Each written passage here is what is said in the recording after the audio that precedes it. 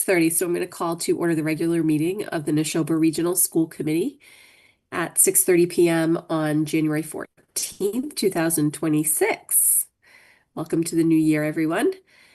Please join me for the Pledge of Allegiance if you care to.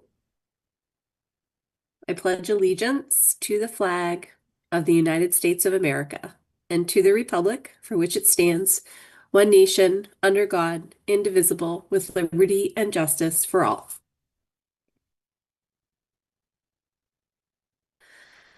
So the big event this evening is going to be the budget workshop, but we have a couple of housekeeping matters to get to first. So I'll just run through the agenda here and we'll eventually get to the main event. So public comment is first. I have received no public comments. So we'll just keep on going to the consent agenda, and I'll ask Amy if she has a motion for us. I move to approve the consent agenda of January 14th, 2026 as presented tonight. I'll second that. Is there any discussion? Yeah. Yep. So I had Thanks, a Scott. couple revisions that I had proposed, one of which had to do with Mr. McFarland's presence or absence at the meeting. According to the minutes, he was both present and absent. So I believe he was actually absent for the meeting. So I think that should be corrected. And then also in the section, in the finance section, hold on, I'm trying to pull it up. Section C and D in the finance section. I made those corrections, Scott. You have made those corrections. Okay, great. So that's it. Just wanted to bring those things to people's attention. Thank you, Alita. Awesome. Thanks, Scott, and thanks, Alita. Any other discussion on the consent agenda? All right. So we're going to take the roll call. Amy? Yes. Myself, yes. Scott? Yes. Jillian? Yes. Robin? Yes. Sharon? Yes. Lindsay? Yes. Shondor? Yes. And John? Yes. Oh, and there's Matt. Matt. Yes. Excellent. My window is too small. I meant to say, Alita, as you asked me the earlier question, Jackie is on her way. She's just going to log in about 2 or 3 minutes late, she said. Madam Chair, real quick. Yeah. My screen just blacked out and came back on, so I'm going to come into the meeting twice. I'm setting up my phone as a backup in case it happens again. Got it. All right, guys. So moving the agenda, next is a school committee chairperson update. That is... Sorry. That's all right. All set? Okay. So nothing unique for the chairperson update. So I see that Maria has made it to her computer and Ryan is here. Thanks, guys, for joining us. We have next the student representative report. I'll turn it over to you guys. Hi, everyone. So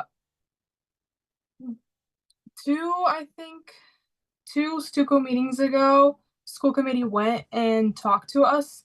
And on this Stuco meeting that happened just today, we talked about the handbook and the things we would like to change, like we would like to see some change in.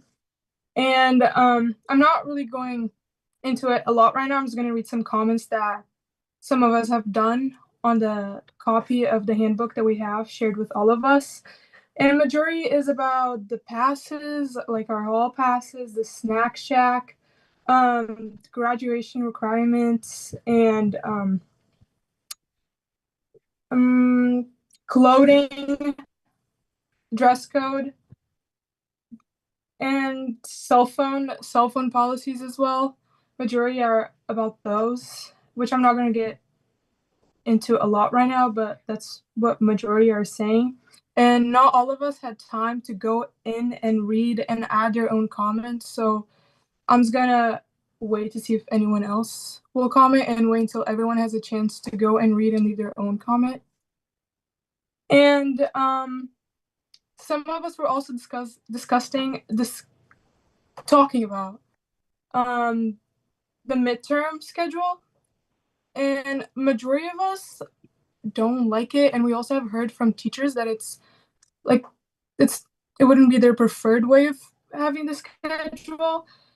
So we're gonna see what it's like, and we're gonna take some feedback from us and from teachers, and then next school committee meeting we'll provide the feedback for you guys and see how it actually goes, because even though majority of us are kind of against it, maybe actually doing it might be better. Maybe some of us will like it better once we've done it. So yeah, that's what I have so far. Cool. So before break, we had a fun pep rally. We had a student teacher volleyball game, which I was on the court for. I got pretty into it. And then a couple different like races and events, which was really fun. We also had DECA, where we had over 200 members and we're sending over 90 to the states. I saw Ava there, so that was cool. She was a judge at Nichols, so that was awesome. And then a little update for the Massachusetts Association of Student Representatives. We're currently planning like a conference for the spring, which is where we try to have everyone from across the state to kind of meet up. And we try to like expand our membership, things like that. Yeah,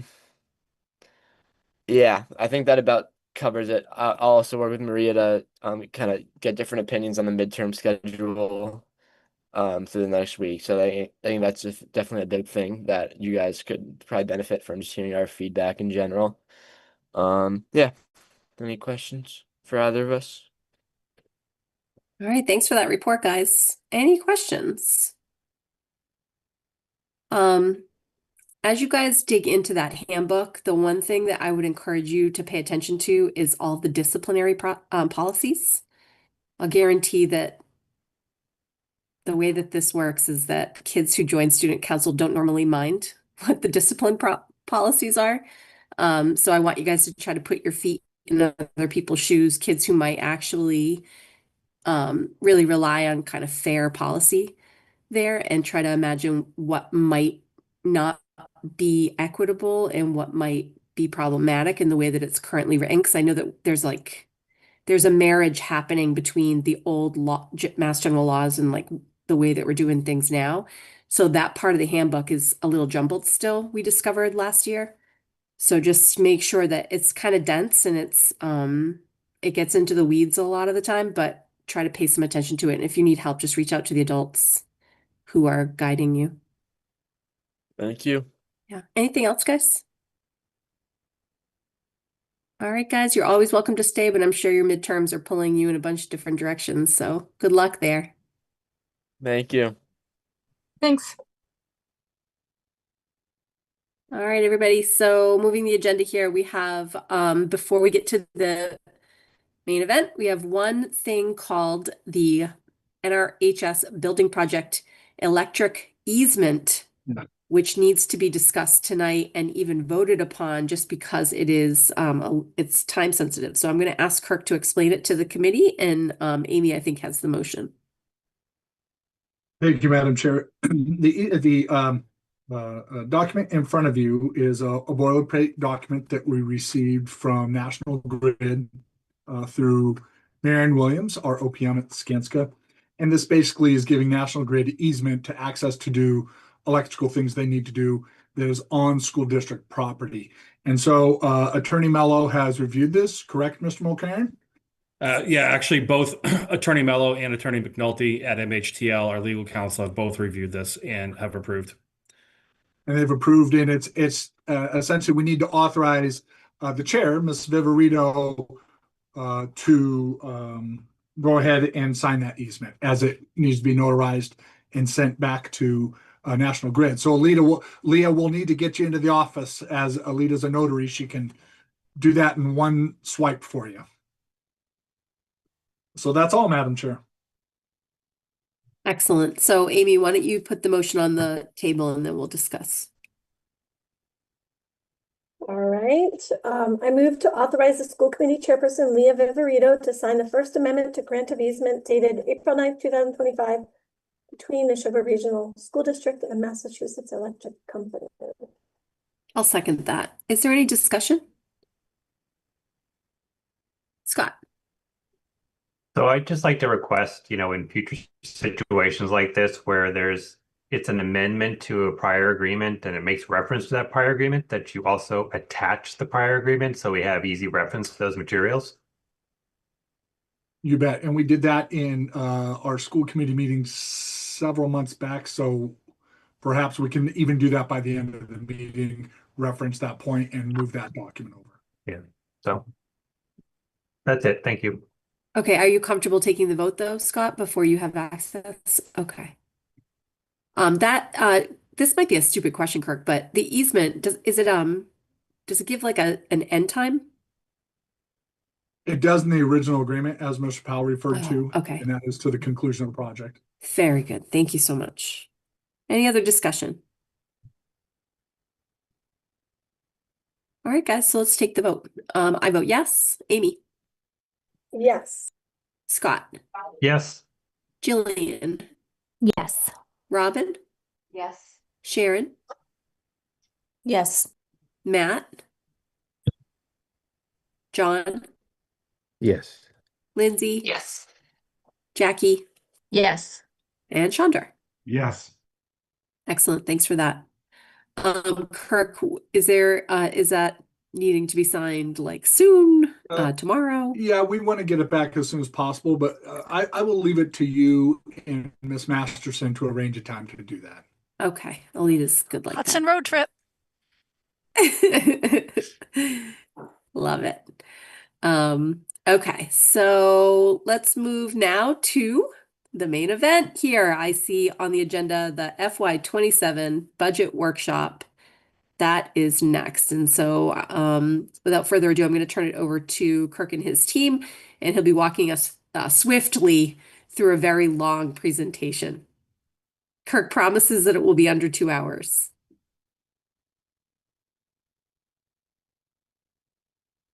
Kirk, you're muted. Not to Yeah, make this too. Yeah, there we thank go. you. Thank you, Madam Chair. Yes, we recognize that even at 1 minute per slide, that would be an hour and a half. So we will make sure to breeze through the things and try not to be too pedantic along the way. So thank you for that, Madam Chair.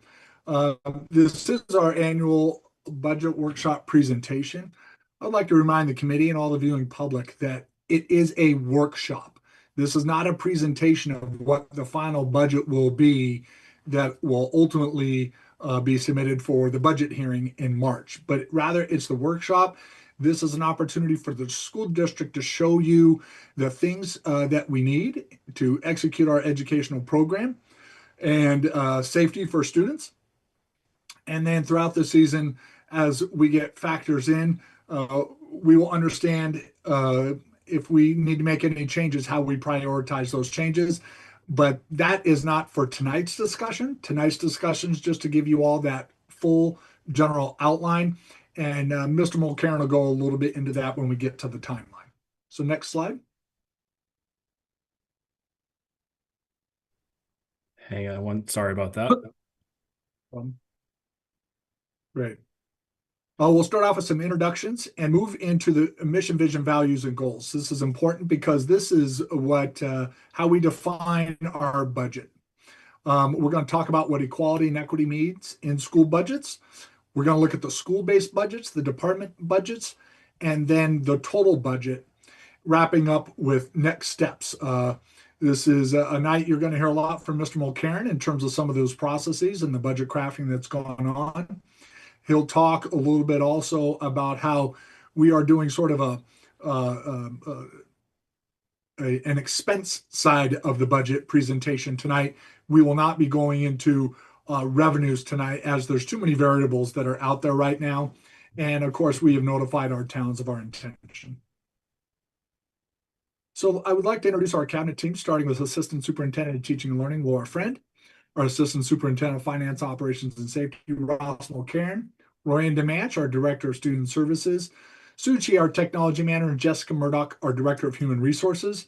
Currently, we have an open position for a director of facilities, of which we're currently in negotiations with, and we hope to be making an announcement to our committee soon. And as we look to our school leadership, our 6 principals and their assistant principals are reflected here. These are the hardworking people that have worked closely with Mr. Mulcairn and myself to look at all the needs across our schools in terms of providing a high quality educational program that is good for all students, as that is our goal. Next. We also want to throw a special thanks out to our team. These are, if you will, our behind the scene folks who really work tremendously hard in getting us the information we need, processing the things that we need so we can bring this forward to you tonight. That's Renan Asensawa, our Assistant Director of Finance and Operations, Darcy Waldell, our HR Payroll Specialist, Christina Hayden, our HR Benefits Specialist, our Executive Assistant, Alita Masterson, and of course, Bridget Hannigan, our Communications Specialist, who makes sure everything we put out there is polished and presentation ready. And I'll turn it over to Mr. Mulcairn. Thank you, Superintendent Downing, and thank you to the school committee for your time this evening. I know that we say in jest about being efficient with our time, but I think what we've done this evening is we've made this an efficient process in the sense that what Kirk talked about as far as looking at the expenses. So as he said, our workshop presentation serves as a first review of a preliminary budget. And as you can see on the timeline, over the course of the next 8 weeks, we'll be making our adjustments as we make educational and fiscal decisions in the best possible interest of our students. The budget you vote on March 11th will in one way or another look different than what is presented this evening. As you provide feedback and ask questions this evening, we'll be taking notes, and I want to thank Renan Ansusau from my office. He's at home watching and taking notes as well, so we will compare and sit down first thing tomorrow morning and go over feedback and questions, as it will help enhance not only your understanding of the budget, but the public's understanding of the budget as well. What's important to note for school committee and the public watching is what Superintendent Downing already shared, that we're presenting the expense side this evening. As members of the committee that have been here for several budget years, you'll recall that in the past we've presented the expense side in this preliminary form alongside what is essentially an unknown revenue and assessment side. We would use prior year Chapter 70, minimum local contributions, and just have unclear understanding as far as what other metrics may come in. So what that method did was present at the onset of our budget season an approach that would be unfair and unrealistic to anybody watching and to the school committee with regards to assessments. So with our Decian Foundation enrollment, the governor's budget, Chapter 70, and minimal local contributions coming out in the next couple of weeks, we anticipate that those key fiscal metrics will be updated in our January 28th budget, and we look forward to walking you through the revenues and assessments at that time. Superintendent Downing.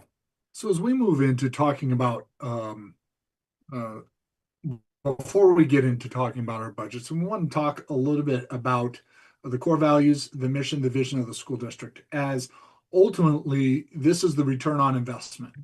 So the investment that we are putting into our schools will actualize through these things. So in our mission, we inspire and challenge all learners to realize their unique potential and become active contributors to their community. And so in that way, we want to be able to offer a diverse learning program. And I think you've seen evidence with that with our engagement in the Innovation Pathways program, the development of MyCap at middle school, the re-examination and redesign of a wide swath of curriculum in the district. Next. And it is our vision for all of those in our care to be their best selves, pave their path, and impact the world. This is the vision that we tie to our district. And embedded in that vision is our core values of academic achievement and personal growth for all students, to develop voice, choice, and agency, lifelong learning, and provide a safe and caring, inclusive community, focusing on collaborative partnerships, innovation, and a sense of belonging. And that's what we want for each and every person in our care in the school district. So the theory of action, this really is, you can think of this almost as a return on investment, that through those communication systems and protocols, clearly aligned and articulated curricula, innovative practices and shared leadership, equitable opportunities and outcomes for all, and effective resource allocation, these are all those things that are in the budget. We will be able to execute that mission of inspiring and challenging all learners to realize their unique potential and becoming active contributors to their community. So next, I want to move in and remind the committee that when we look at the budget and we articulate our priorities for the budget, that there are many elements in our budget that are based on being equal, or those equality standards. And that's where you see the administration standards of 251 students to 1 administrator. For our guidance counselors, the same ratio. 1 dean per 800 students per town. Standard class sizes not to exceed 24 students at the beginning of the school year, with kindergarten through 2nd grade classrooms not to exceed 22 students per classroom. Last year, we really walked the line on those class size standards, and we'll see that in some of the enrollment numbers in the slides that are upcoming. But this has been our definition of class sizes long before I arrived as your superintendent, as this took us back to really as recent as school choice hearing going back to 2010. So the other element of our staffing involves equity, and that's the complexity in the school system, because that can be very dynamic. And that's where, when we're providing each and every student with what they need, the targeted services that are necessary for some of our students will be more intense than others. We often see this through special education programming and students on 504s, our English learners, our Title I program, as well as our multi-tiered systems of support through our high quality tiered 1 education as well. And the last element before we start getting into schools is to talk about the district-wide staffing. And that Unit A are educators that require a DESE license or a license of some kind. And Unit C is our administrative assistants, classroom assistants, custodial staff, food service, and extended learning staff. And if we refer to non-rep, that means they do not belong to one of the collective bargaining units. So for instance, your superintendent is a non-represented employee, as is Assistant Superintendent Mulcairn and Assistant Superintendent Fred.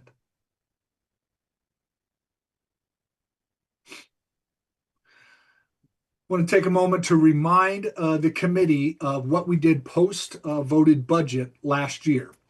And that is we increased our world language 4/10. We had to add a 5th grade section at center over the summer, as we had our summer enrollment that took us over the threshold. And then we made an adjustment of a 0.1 FTE math coach to make it from a 0.9 to a 1.0. We returned the deans to the school system because of the differential post-budget in insurance costs due to negotiating the insurance percentage down. Looking at our Unit A educators, team chairs, special educators, team chairs, and nurses, the net was a decrease of 9/10 FTE due to the decrease of a social worker. That was expressed last year as guidance counselor. But as we looked at our licensure and matching up the programs, it actualized as a social worker position that we didn't fill when one of our employees had an opportunity to advance his career in another school system. We reduced the float nurse, and we had to increase team chair by 0.6 after we did an analysis of the reduction in the team chair of that budget. And then we also were able to reduce the Unit C instructional assistants just a 0.6 FTE. So that's just a summary of information you already knew from the beginning of the year. And let's now walk into our school-based budgets. We're going to begin in Lancaster with Mary Rowlandson Elementary. and our estimated enrollment for next year. So you can see what our current enrollment is, 470 students. That is based on our to-date enrollment. And at FY27, we anticipate beginning the school year with approximately 464 students. We know this is dynamic. The kindergarten, you'll notice there's a box in the kindergarten line. That's because we currently have 3 sections. We always start the budget process putting 4 sections of kindergarten for each school because we're just now beginning the kindergarten enrollment process. So oftentimes our numbers teeter on the need to have 3 sections or 4 sections. So we begin with 4 sections, and we really get a sense of what our kindergarten numbers are going to look like by the end of February. So we should be more firm at the end of February if we need that 4th section of kindergarten at Mary Rowlandson. Stay there for a second, Ross.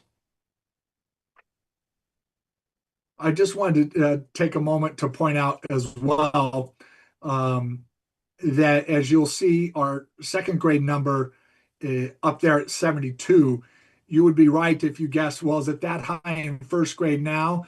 It's not quite that high, but it will be. That's an example of where at 1st grade we had 3 sections last year, and we did have a run on enrollment that happened after the start of the school year that took us into class ratios of 23 for MRE, which is why we're maintaining 4 2nd grades at MRE next year to make sure we're back under the 24 threshold.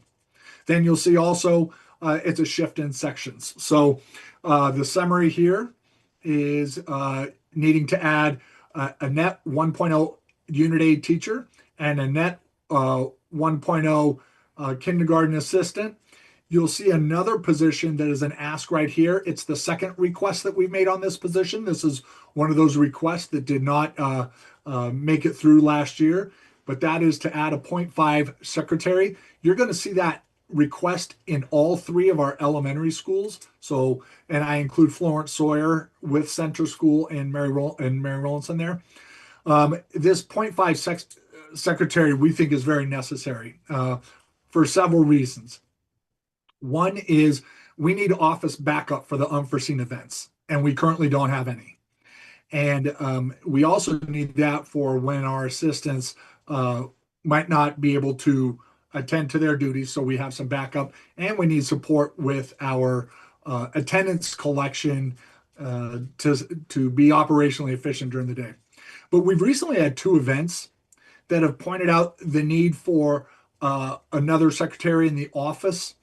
And that was, one was, if you recall, the swatting event that happened at Hudson High School, as well as we had the unexpected weather event where we had to call an early release.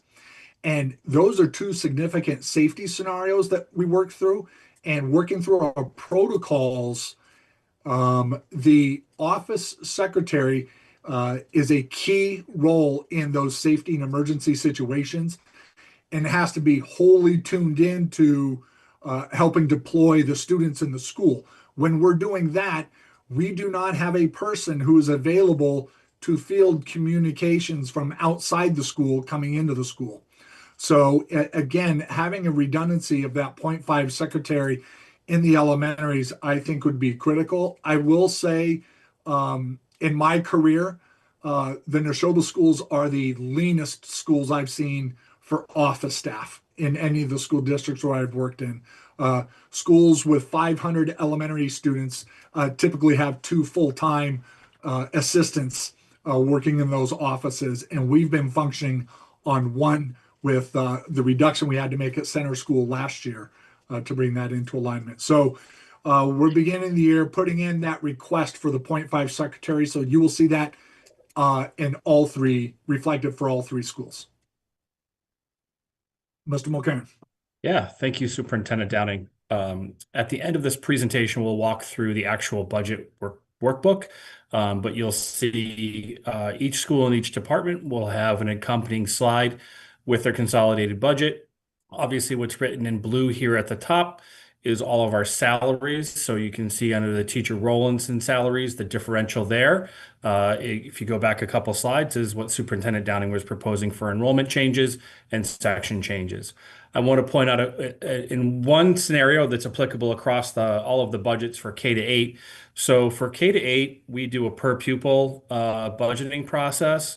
So each principal takes their October 1 enrollment. So for Rollinson, that's 470. And then I look at what were our usage last year of these budgets. Do we need to increase? Have we increased? So for FY 25 to 26, I did not increase the per pupil allotment for these different areas, which are written in black. So for this year, we did. So for one example of that is if you look at the music supplies for Rollinson, it shows a 33% increase, which is only $470. And that's because the music supplies per pupil for elementary went from $3 per student to $4 per student. So one extra dollar per student is $470. It looks like a giant jump because it says 33% more, but in reality, it's only $1 more per student for music supplies for the school year. So that's the majority of the increases here and what you'll see. One thing that I'll point out is paper and copy machine consumables. We run that analysis through central office, and what we did was we took their FY25 actuals, increased them by 5%. So what you see for a proposed for 27 is based on their actuals for 25. We don't do a per pupil on that. It's always a little bit nebulous because sometimes when you get a new curriculum program, you need more copies. Sometimes when you get a new curriculum program, you need less copies. So, again, we can continue to look at that as a cost and analyze that. Superintendent Downing and to the chair as well. Are we stopping at each school for questions? Are we stopping at the end of K to 8? How would you like to handle this? Kirk? Madam Chair, I think maybe we'll just go through the schools and stop there before we go to departments. Okay. Great. Okay, so looking at Luther Burbank, you'll see that the enrollment, yes, that is not an error. It actually is number to number in terms of our projection for next year. So you'll see there's no changes in sections needed here, and we're all within our class size ratios. And as a result, we are not requesting any additional staff or adjustments for Luther Burbank School. Mr. Mulcairn. Yep. Thank you, Superintendent Downing. So the Burbank budget, couple things that I'd like to point out. Obviously, we don't see a change in a significant amount of the budget when it comes to the per pupil. I will let the committee know that under music supplies, under contracted services, there were some additional asks in the form of, I moved my page.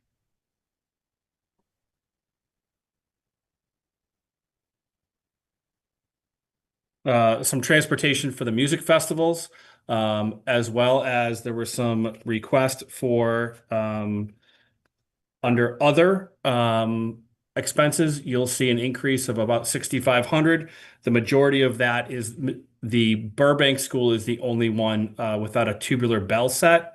Mr. O'Shea put it under other expenses. It could go under music as well, but it's not really a supply. It's more of an actual one-time cost. So he's requested that as well here. Again, it's the only middle school without its own set of tubular bells. Shifting our attention to Florence Sawyer School, we're not requesting any additional sections. You'll see the enrollment rises up, that third grade will come down a section as second grade increases a section.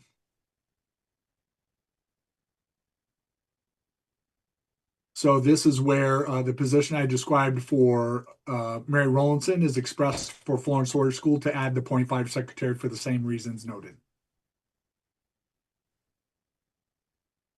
And you'll see again changes in per pupil allotments here. And again, if you look under guidance supplies, there's a good example. We increased that from $1 per student to $2 per student.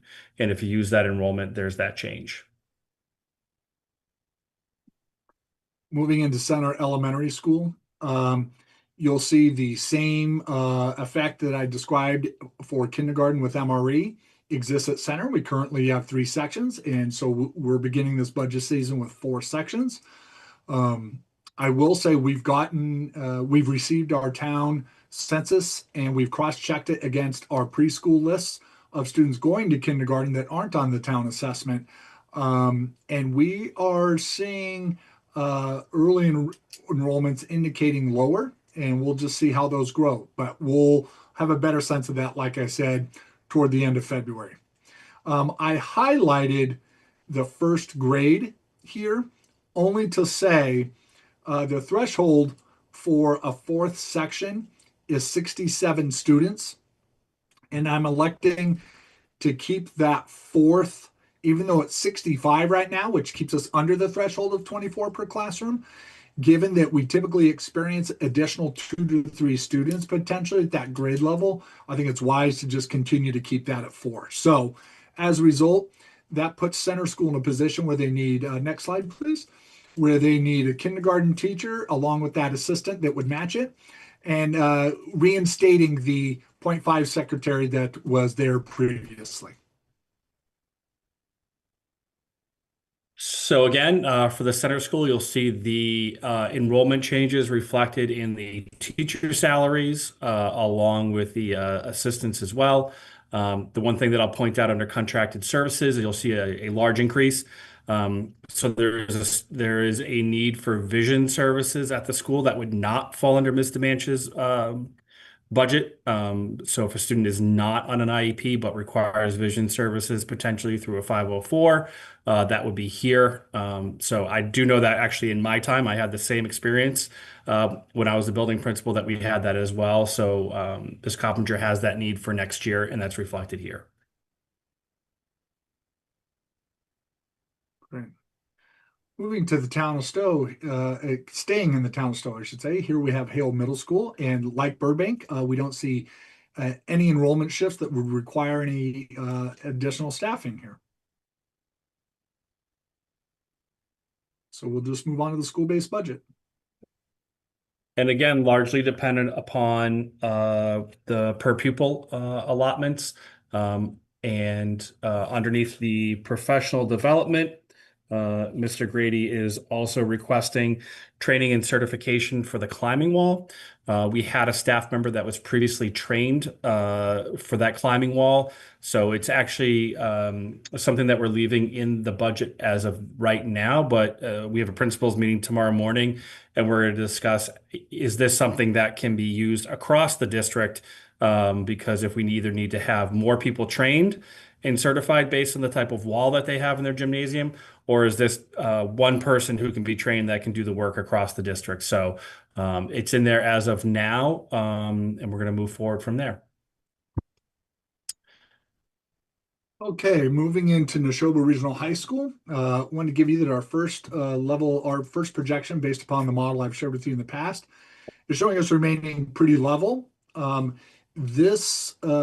model of 192 students at 9th grade is based upon the 5-year rolling average model in terms of the number of students that we lose to vocational schools or private school moving from 8th to 9th grade. I will remind the committee that actually went down last year, and we had about 15 more students attend than we anticipated. So one data point does not a trend to make, but that's something we'll be watching as well. But we are looking at a level year-over-year enrollment at the high school. However, we do have a need, and so we're asking for an additional FTE for a math computer science teacher. And I would like to bring forward Assistant Superintendent Friend to speak to the need for the math computer science teacher. Ms. Friend, would you mind joining us? Sure. Thank you, Superintendent Downing, and thank you to the committee for giving me an opportunity to explain the rationale here for this request. We are requesting consideration for the addition of a 1.0 FTE for math and computer science at the high school for 2 primary reasons.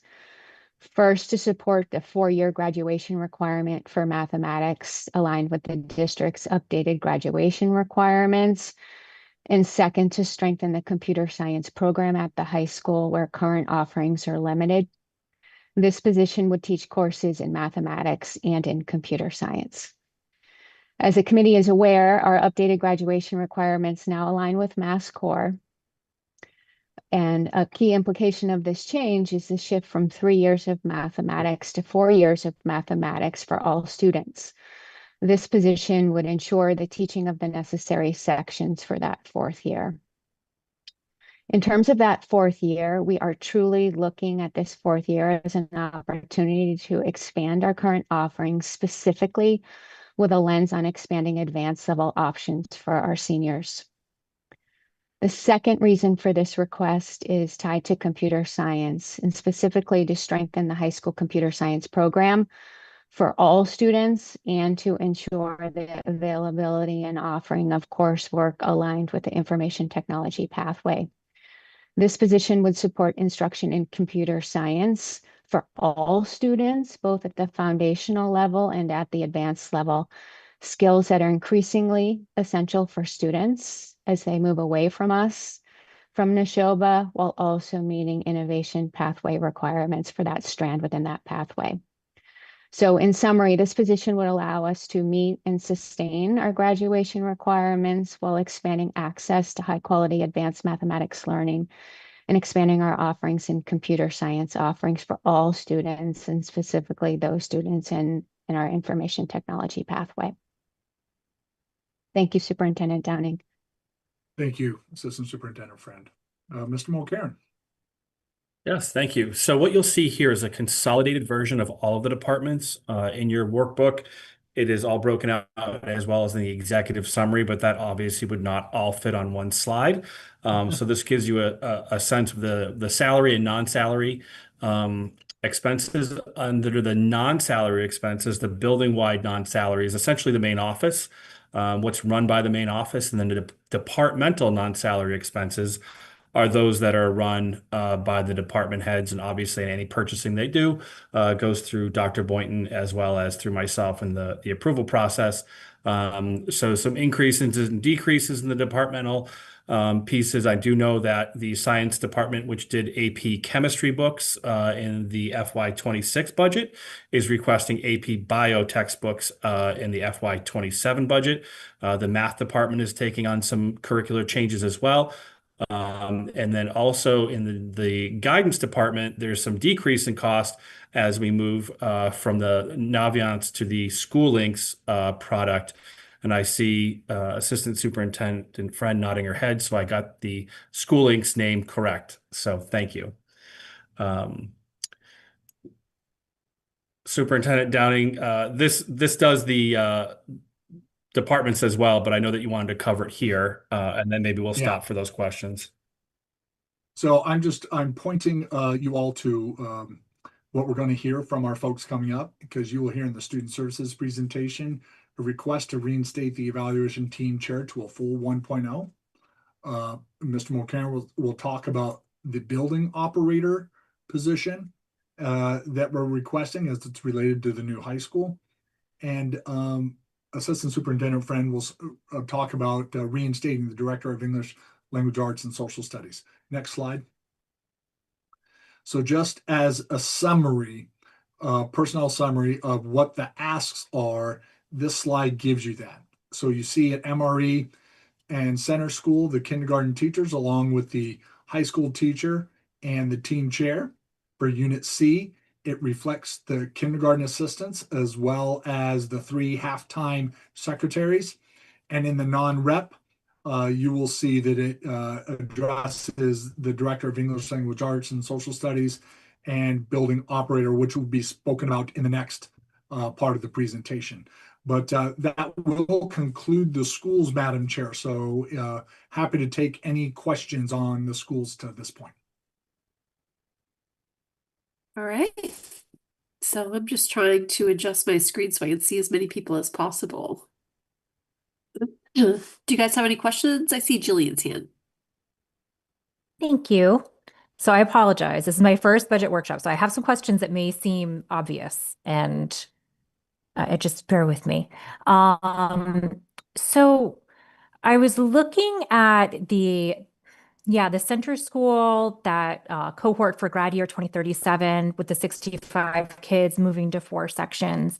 And I think my question was, Emory has a cohort for grad year 2035 with 70 kids that's only 3 sections. And I realize that one kind of falls in that K through 2 bucket, and another is in that 3+ bucket. And I was wondering, sort of how you make those decisions, and would you, for example, if we were to add that spot for center, would you then consider collapsing it back down once that cohort enters grade 3, or sort of how does that work? Well, that would be, so looking at the Mary Rowlandson, you would see that all the class sizes are within our class size standards.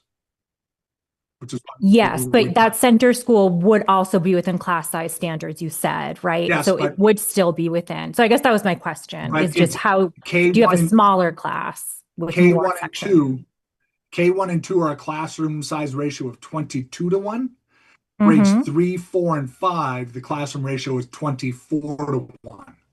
So Yep. number 70, if it lives in grades K1 and 2, would trigger a 4th section. But it is grade 4. It's the older students, so it's 3 sections. So that, yes, I understand that. My question is, if we were to approve that extra teacher or that extra, center section, does that stay permanent, or does, if you maintain those, 65 kids going into 3rd grade, do you collapse that back to 3 sections, or does it remain? Yes. Okay, that was my Now I understand. Yeah, Thank no, you. it's okay. Yes, and as a matter of fact, we've done that in past budgets and have had to do that education of our families, that we do collapse it from 4 to 3 when we're in those thresholds. Awesome. And then I just have one more question. I was looking in the school budgets, and this might be a little in the weeds, and maybe we'd get to it later, but I did notice that for Hale, it looked like they had Model UN, Math Club, Gaming Club listed under 2 cost centers. So they were duplicated. So they had those items listed under contracted services and under other expenses, different dollar amounts in each one. So I guess I was just wondering, looking, for a newbie, sort of looking at these school by school budgets, why would you have one item kind of split between different cost centers? You would not, and likely that is an error. Oh, okay. Awesome. So, thank you so much. I appreciate it. but that's why you're reviewing the budget this evening and moving forward. So thank you. Thank you. Ms. Washida, I will double check and confirm. Ms. Washida, that's what makes this a workshop, as we we look to everybody to comb through it. So thank you for that. It's notated. Thank you. And if it isn't a mistake, Ross, you'll let us know what the difference is. Correct. Yep. Okay. Absolutely. Yeah, there may be a fee versus contracted service for the bus. Like, I will confirm all of that. Yeah. And likely it's potentially an error, but I'll double check. Yeah. Let's see. Scott was next. Thank you, Madam Chair. So I'd like to talk about the dean positions for a minute. In looking at the school budgets, a significant contributor to the large percentage increase is related to the dean's positions, which was a choice that the administration and the committee made last year as a redirection of, some insurance savings funds. I'd like you to remind us of the function, what the deans do, and why they're important to the educational outcome of the students in the district, so we can ensure that we want to continue supporting that role. Yeah, the deans are critical to the daily function of the school. They are a frontline person for safety. So when it comes to bringing the students in, collecting them, ensuring that students are in the places they need to be, the dean plays a critical role. The dean is also the focus point for all the middle school attendance and has been charging those efforts. I recently checked our attendance. We're tracking really well this year, most recently up to 96%. So the deans are heavily attributed to that. They also run our advisory programs that are in our middle schools. Those are curriculum programs that are done through the advisory model. And then they also work with students and teachers to work through problem-solving conversations and daily situations that happen. So they're boots on the ground, working with students, and that enables the principal to focus on being the instructional leader of the school, be focusing on the instructional program, working with students and families on the work that they need to do. So it's very much in collaboration with that principal. Thank you. All right, let's go over to Jackie. Yeah, I apologize. I usually like to think about this a little bit more, but I was just curious. I know that we've done this now. This is the third year for me going over our equality staffing standards and how we consider equity across all the schools. And I was just wondering, is it possible in future considerations that we think about the staffing standards for the schools that support programs for special education, knowing that in some of those schools requires more, I think to your point, boots on the ground, people to support behavior and supporting students, and whether or not that is a factor currently, or I guess if it's something that we can consider in the future. Dr. Reinhardt, that's actually reflected in the student services budget. So all of our students that are tied to our specialized programming are not tied into the school-based budgets. They're tied into the district special education budgets. So we do have those, and we do have those boots on the ground and the extra support, and you'll see a graphic of that later in the presentation. Okay, Jackie. Sure. All right. Thank you. Can't wait. Thanks for that. Amy. Thank you. My question is around Florence Sawyer. I think it's grade 6. I'm trying to get back to that slide. Looks like there's 95 students with one section that's at 25, two sections that are at 24, and one that's at 23. So is that, how does that work? Like if you have, I think that the class size standards for this grade level are 24 students per class, right? So is that just an error where the section with 25 students should be going from section 1 to section 3 to even that out? Or is this a situation where this might actually bump to 4 sections because you have one section with 25 students in it? Well, our middle school model won't allow for that, the way we have that structured. Yeah. So we look to support in other ways. The reason why it's 25 would be based on a school-based decision of when a student was placed, like a move-in, for instance. Yeah. And that would have to be based upon, it could be related to the alignment of programming for that student. So, like I said, we begin the year in those places. And then, of course, each year we make the adjustments from 6th to 7th grade. But those dynamics do change throughout the year as we have move-ins come in. Okay. I am stuck on that a little bit. So we're going to have a section of 25. Doesn't that exceed our standard? Yes, but at the beginning of the year, it was not 25. Oh, It's expressed as 25 now because it reflects what the current 5th grade looks like. That's all. So it's just walking over the 4 sections of 5th grade to 6th grade. That'll be redistributed for those class size standards. So we're not predetermining, yes, one's a 25, the others are a 22 today. Okay. Yeah. it's just the way that they are today. Yeah. Okay. Thank you. Yeah. All right. So because we do have to accept that there is going to be some classrooms that exceed this under kind of extenuating circumstances like move-ins, et cetera. Yeah. Okay. Any other questions? I just wanted to make a note, Kirk, that it seemed to me, and I really just am trying to look at this fairly quickly as you're going, but it seems to me that the changes that you made at the middle school have created a dynamic where the class sizes are more kind of class sizes.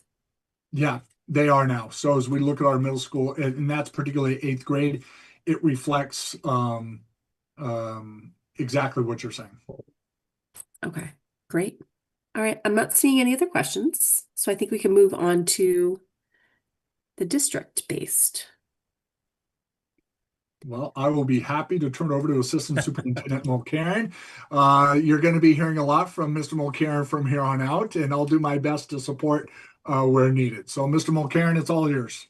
Great. Thank you, Superintendent Downing. And Madam Chair, I would assume that we would stop at each section for questions as they're so different in what they serve. Okay, great. So we're going to jump right into it. This was the major concern last year was our health insurance. I'll start at the bottom, which is actually the good news. So our operational, I call it operational insurance and benefits, which is our auto liability, those types of things came in under budget this year. So our budget for FY27 is based on those actuals. So we're in a good place there. We did get our Worcester County retirement assessment, and that's the actual for FY27. We paid that right on July 1, so we get a small discount. So that's reflected in the budget. So health insurance. We did a little bit of an overview of this at the Budget and Warrant Subcommittee last week or 2 weeks ago, whatever it may be. And you'll see some of that here as well. So overall, our enrollment is down. We have 9 people that took advantage of the opt-out program that we put forward last year. We have instituted our insurance advisory committee again and met several times. I'll talk a little bit about that. Thanks to everyone that's involved, including school committee representative Scott Powell from Stowe, obviously, and Jess Murdoch, our HR director. So we'll get our range from the trust at the end of January, and the actual increases will not show up until next month at some point and applied. But I'll talk a little bit about that here. So under the collective bargaining agreements, we have what's called an insurance advisory committee. The districts on its own cannot make plan changes. This is a contractual obligation that we have to convene this insurance advisory committee. And thank you to Mr. Keaveney, the president of the NREA, and his constituents who have met with us several times. We've researched and reviewed options that are available to school districts. So here's where we're at as of today with our potential options. So option 1 in purple is that we stay with MIA, which is the Massachusetts Interlocal Insurance Association. That's a trust with dozens upon dozens of other school districts, municipalities, and regional school districts. We'll get the range published at the end of January. Hopefully we'll know the range and I can update you in 2 weeks. But their annual convening is that last weekend in January, and they'll publish the range. Now, what that range means is that every single entity within that trust will fall between X and Y. So last year it was approximately 10 and 20%. We'll get our actual rates mid-February with no plan changes. So it's one rollover of the plan that we have. Members of the committee that have been here for a little while remember a few years ago we instituted a deductible for the first time, and that essentially brought our increase down to almost zero. At that time, it was like 1%. We can't keep pulling those levers. The copay levers don't work. There's really not a lot we can do within our current plan. So if we were going to accept what Maya puts forward, we have to approve that by April 1. You'll recall last year that after your budget vote, I went back to Maya and said, hey, I'm hearing other districts were able to negotiate. What can we do? And they put 2 pilot programs in place, brought our rate down a little bit, and that savings has materialized into the deans being with us this year. You wouldn't need to do anything. There's no ratification. I just simply sign the agreement and we all move forward. Option 2 is what we're currently also doing side by side. And that's called a broker of record. So we've begun working with a broker of record. They're going to use our data of usage, of plans, of rates, et cetera, to shop the plans for us. We'll get this about the same time we get our Maya rate, which will be a really good market study for us. So if we're going to move forward with that, we would have to review those proposals within the Insurance Advisory Committee under the contractual language. We would have to have consensus there. And then that plan would have to get ratified by both you, the school committee, and by the membership of the NREA. What I've done is put this down here that we will use those Maya rates in the FY27 budget unless we see another plan option ratified. So while that work underneath the green box is going on, please note that whatever budget number you see, unless told otherwise, and I'll probably be a broken record this year, is that we're moving forward with the Maya information. So for budgeting for health insurance, reviewing enrollment trends, looking at our budget versus our actual, and I am using an assumption of a 20% premium increase this year. I think last year I put out about a 10% increase because that would have been the highest point of the range that we had ever seen, and it came back as double. I've already built in a 20% increase. I'm using current enrollment as of today for budgeting. There's no buffer built in. This is our actual enrollment. So just a few reminders, employees that work over 20 hours per week are eligible. We offer 3 active employee and retirement plans, and then there's the additional Medicaid plans for retirees. By contract, the district pays 70% of the premium for active employees. They pay 30%, and it's a 50-50 split with our retirees. So here's our overall enrollment in our health insurance. It's been relatively steady. We're at our lowest that it has been in a number of years. Again, we have 9 people who have done the opt-out program, so that's driving a big part of the drop from 380 last year to 365 right now for the budget. So here are the plans that we offer and the enrollment that they've seen over the last several years. And again, over on the right-hand side, you can see that. In the middle here, you'll see these Blue Choice New England individual and family plans. We no longer offer those as new plans. We do have people who may switch from a family to an individual, but we don't have anybody new joining those plans. So over time, those will be phased out. So as you can see, here's the enrollment trend for each one of those plans. I'd like to point out the top 2, which are our most popular plans. The blue line is the HMO Blue Family, and then the HMO Blue New England. Those are, as you can see, sort of almost inverses of each other, and that could partly be attributed to as we've had more people retire who are on family plans, and we have new people coming on who are on individual plans who are stepping in for those staff members. So in budgeting for FY27, again, I'm going to keep reiterating this. As of right now, we're using a 20% increase on the premium. So what you'll see is each one of our plans, what the total monthly premium would be at 20%, what the total annual premium is, what the 70% district share of each of those plans would be, times the number of counts, gets you the total projected cost for FY27 at the top there.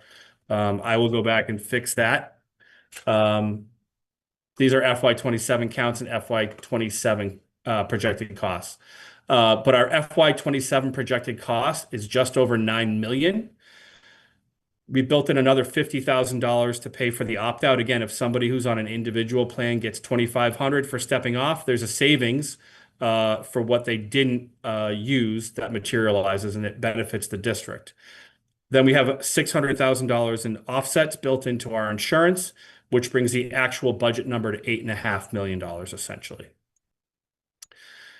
So again, you can see that built in here under the active employee health insurance. Our retirees, while it says 5%, it's higher than that. We have a lot of people who are switching to less expensive plans and within the counts.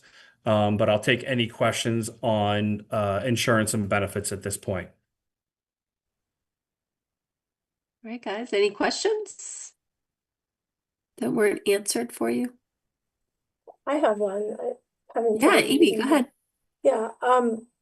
So actually I have 2. The first is, can you explain how the $600,000 offset works and how you're able to use that Yeah. page? Yeah, absolutely. So a couple of places we have employees within our food services and within our extended learning, so we can charge their health insurance and offset health insurance that way. There's also the school choice use. So when we get our school choice revenue in, our tuitions in, it does not count as a revenue. It goes into a revolving account, and we use that to help offset our insurance costs. So when we get to the budget document walkthrough, Ms. Cohen, I can show you where those offsets live and are summarized for everyone. Okay, thank you. It sounds familiar now that you're saying it. I Yep. remember that explanation from last year, but it wasn't obvious to me looking at the Yep. slide. And I'll say now, and I said it across last year, I will, be the one to put the brakes on where if we're pushing our offsets too far, where they're unrealistic, you'll hear me say we can't go any further with offsets from this account. Okay. So And those then are all realistic offsets. my second question is, and this might be an oversimplification of things, but right now the slide you have up is showing a 10% change in insurance and benefits total. But you've stated a few times so far that you're assuming a 20%. So it's 20% increase on the active employees premium, 18.96 here, but that's because our counts are down. Okay. Yeah, I was trying to reconcile the numbers. So Yep. it's really just on this one line item, the Yeah. health insurance for active employees. Yep. The budget is based off of 20%. It increase on the premium, but because counts are down and because, and I'll just back up a couple of slides. So if you look here under the total district cost per plan, so $30,000 per plan. So if you have, 5 people opt out on a share of $30,000, that saves the district $150,000. Right? Or if you have 5 people leave, or if you have 3 people leave the Blue Care Elect family, the district sees a cost savings of $120,000. So it's just based on the counts, and that's why it doesn't show as an actual of 20% here, because the dollar to dollar only changes about 15%, but the model is based off of a 20% on the premium. Okay, and then Instead of just looking at one big line and saying just add 20%, we're doing it count by count. okay, and then related to the 20% increase that you're factoring in here, when Yep. we get our final numbers from Maya, I feel like last year when we got kind of their final premium increase, it was after we had voted in a budget that assumed kind of like a 20% increase. Correct.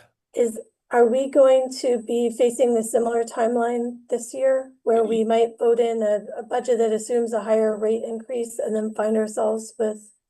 No, because what I would do this year, and again, that was a piece that I learned, is that, it's when I heard other districts were having some negotiation points with Maya on their rate, I took our 19.92% and went back to them and said, we've been in this trust for a very long time. Somebody new gets to join the middle at, 15 or 16%. This is unfair. What can you do for us? This year, when we get our rate, I will be pressing and pushing back, as will Mrs. Murdoch, if we feel like it's unrealistic, based on our utilization and what we feel we should be getting. We'll push back and say we need our best and final before the budget vote, so that this doesn't cause confusion or adjustment after the fact. Okay, awesome. Thank you. You're welcome. Yep. All right, I'm not seeing any other hands. So I guess we're going to keep going. Great. So system-wide, so a couple of big pieces here. The OPEB trust contribution. So it's important to point this out every budget season. A few years ago, the school committee created a OPEB, which is its own acronym, Management subcommittee, advisory committee, and they came up with a recommendation. Those are the presentation and the recommendation are both linked. Mr. Powell presented that at the November 29, 2023 school committee meeting. So each year, it's the recommendation of that subcommittee that we increase our trust contribution by $25,000. So therefore, it's $125,000 for FY27.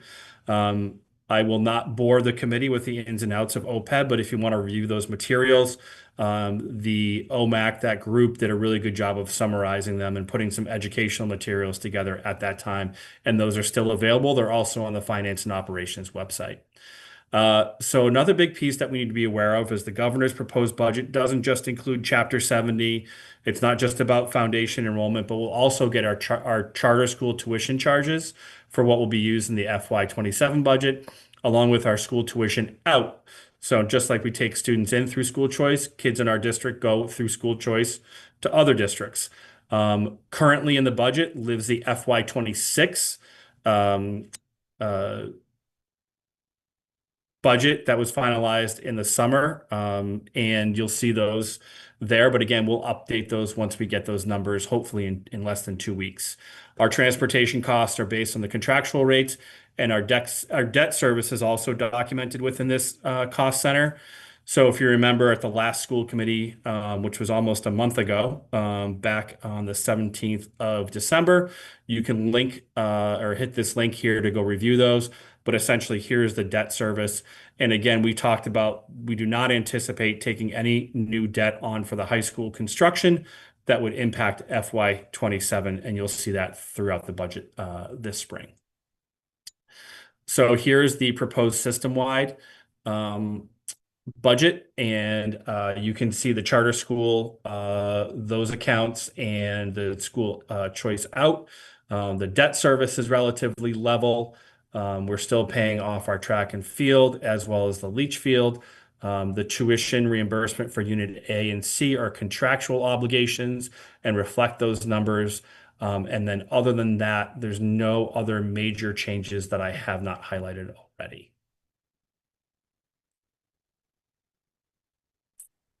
All right, everybody. Any questions up to this point? All right, not seeing any, Ross, so you can keep going. Thank you. Excuse me, Madam Chair, one thing I would highlight under contracted services, some school safety pieces that used to live in the health and wellness are just now reflected here under contracted services. You'll see the differential in that budget coming up. Actually, I see 2 hands up, Leah. Oh, very good. Go ahead, Scott. You just really quickly on the transportation line, I was curious, do you know what the rate, because the increased numbers seems very modest. So we're down a bus this year, Mr. Powell. And so because we're down a bus, based off of what was budgeted for 26, plus the increase, and yes, we do have that. Our contract runs through the end of FY27. Amy. Yeah, I was wondering where for the salary line items in this category where would I find the FTEs that go? We're gonna talk about that and walk through that at the very end when we walk through the budget doc. Oh, okay. All right. Right. Sorry, I didn't get to the end of the slide deck yet. That's okay. And then the other question I have, and this might seem a little like getting into the weeds, but photocopier expenses. Yep. So we What's have a going on new there? lease. We have a new lease. We budgeted a $60,000. Which was, I think at the time last year, was about a $12,000 increase over our previous lease.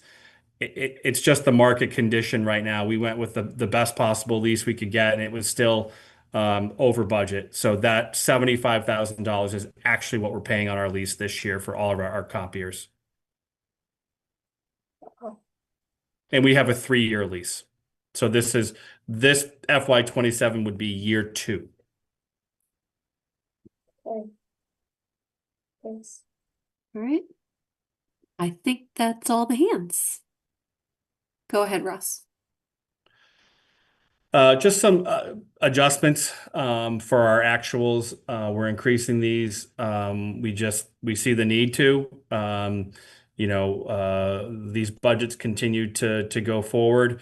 I'll say in the long-term substitute, you can't predict somebody might need a family leave or a medical leave, and they wax and wane. The other thing we have to consider with the long term is, you know, we don't know, there's no one set cost for a long-term sub because it may be 4 weeks, it may be 12 weeks. We just don't know. And then certainly you can't predict necessarily the need for regular day-to-day substitutes, but the cost obviously increases based on the usage, and that's just reflected here. Any quick questions on substitutes? Are you seeing the use go up? Is that what you said? As far as a dollar amount, yes, I'd have to ask Ms. Murdoch to pull actual counts to get that specific on numbers. Yep. Okay. I know that Desi is tracking this as well, so this is kind of front and center, teacher attendance. Yeah, and in all likelihood, there's always the translation of how DESE ends up publishing the number, right, based on how they see the metric versus what we may see. Right, because they mix in long-term leaves, maternity leaves. Yeah, and Superintendent Downing and Assistant Superintendent Friend would be a much better knowledge based on the DESE indicators than I would be. Okay. But you're pulling them apart here, right? Yes, the regular, yeah. Yep, the we regular do. line item is just like have the flu. You need a sub. Yep. Okay. But you're anticipating like those are going up. It seems quite a bit to me. Our actuals are going up. Okay. Any other questions? All right. Madam Chair, I think I would add to the substitutes conversation is the actuals going up is not necessarily bad news. That means we're finding subs to fill seats.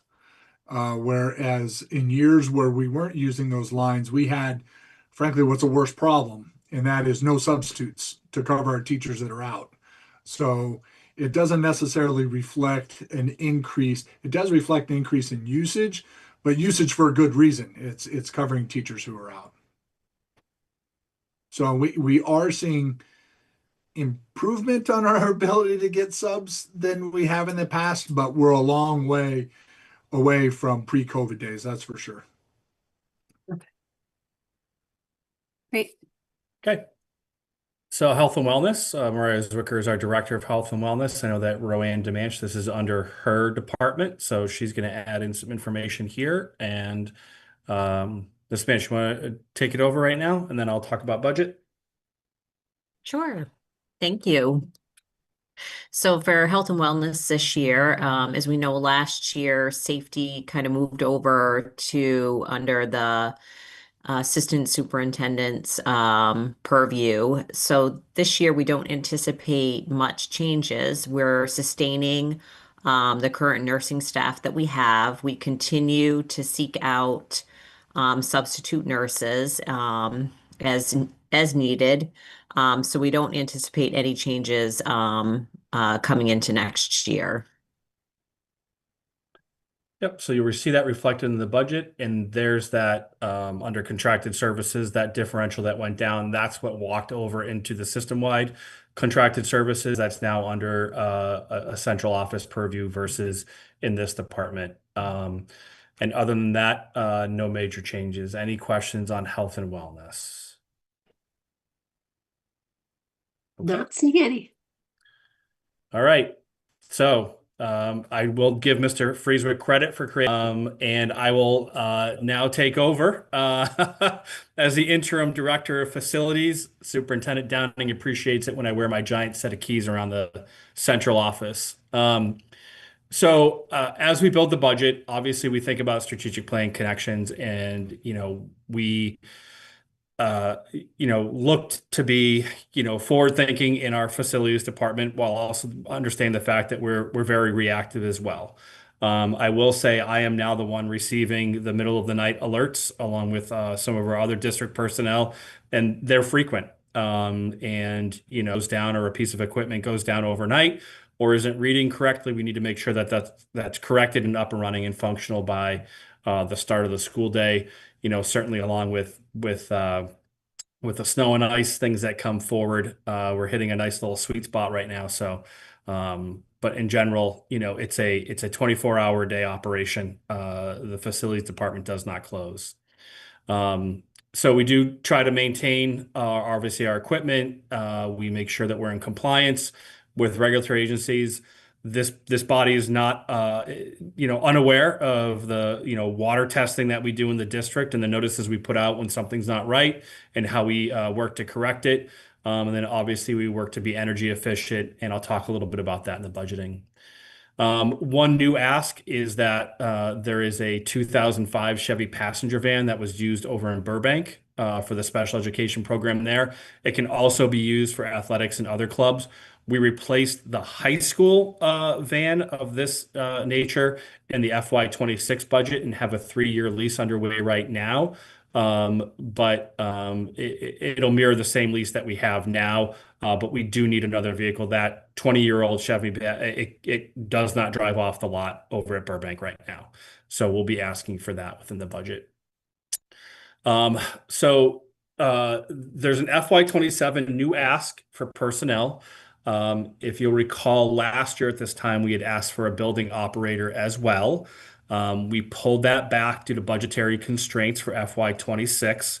However, we've thought about this in a different way, and I want to be clear that this is not part of an FY27 operating ask, but merely at this point to put it in front of the committee so that you're aware that this is going to be coming forward and continuing forward as we go.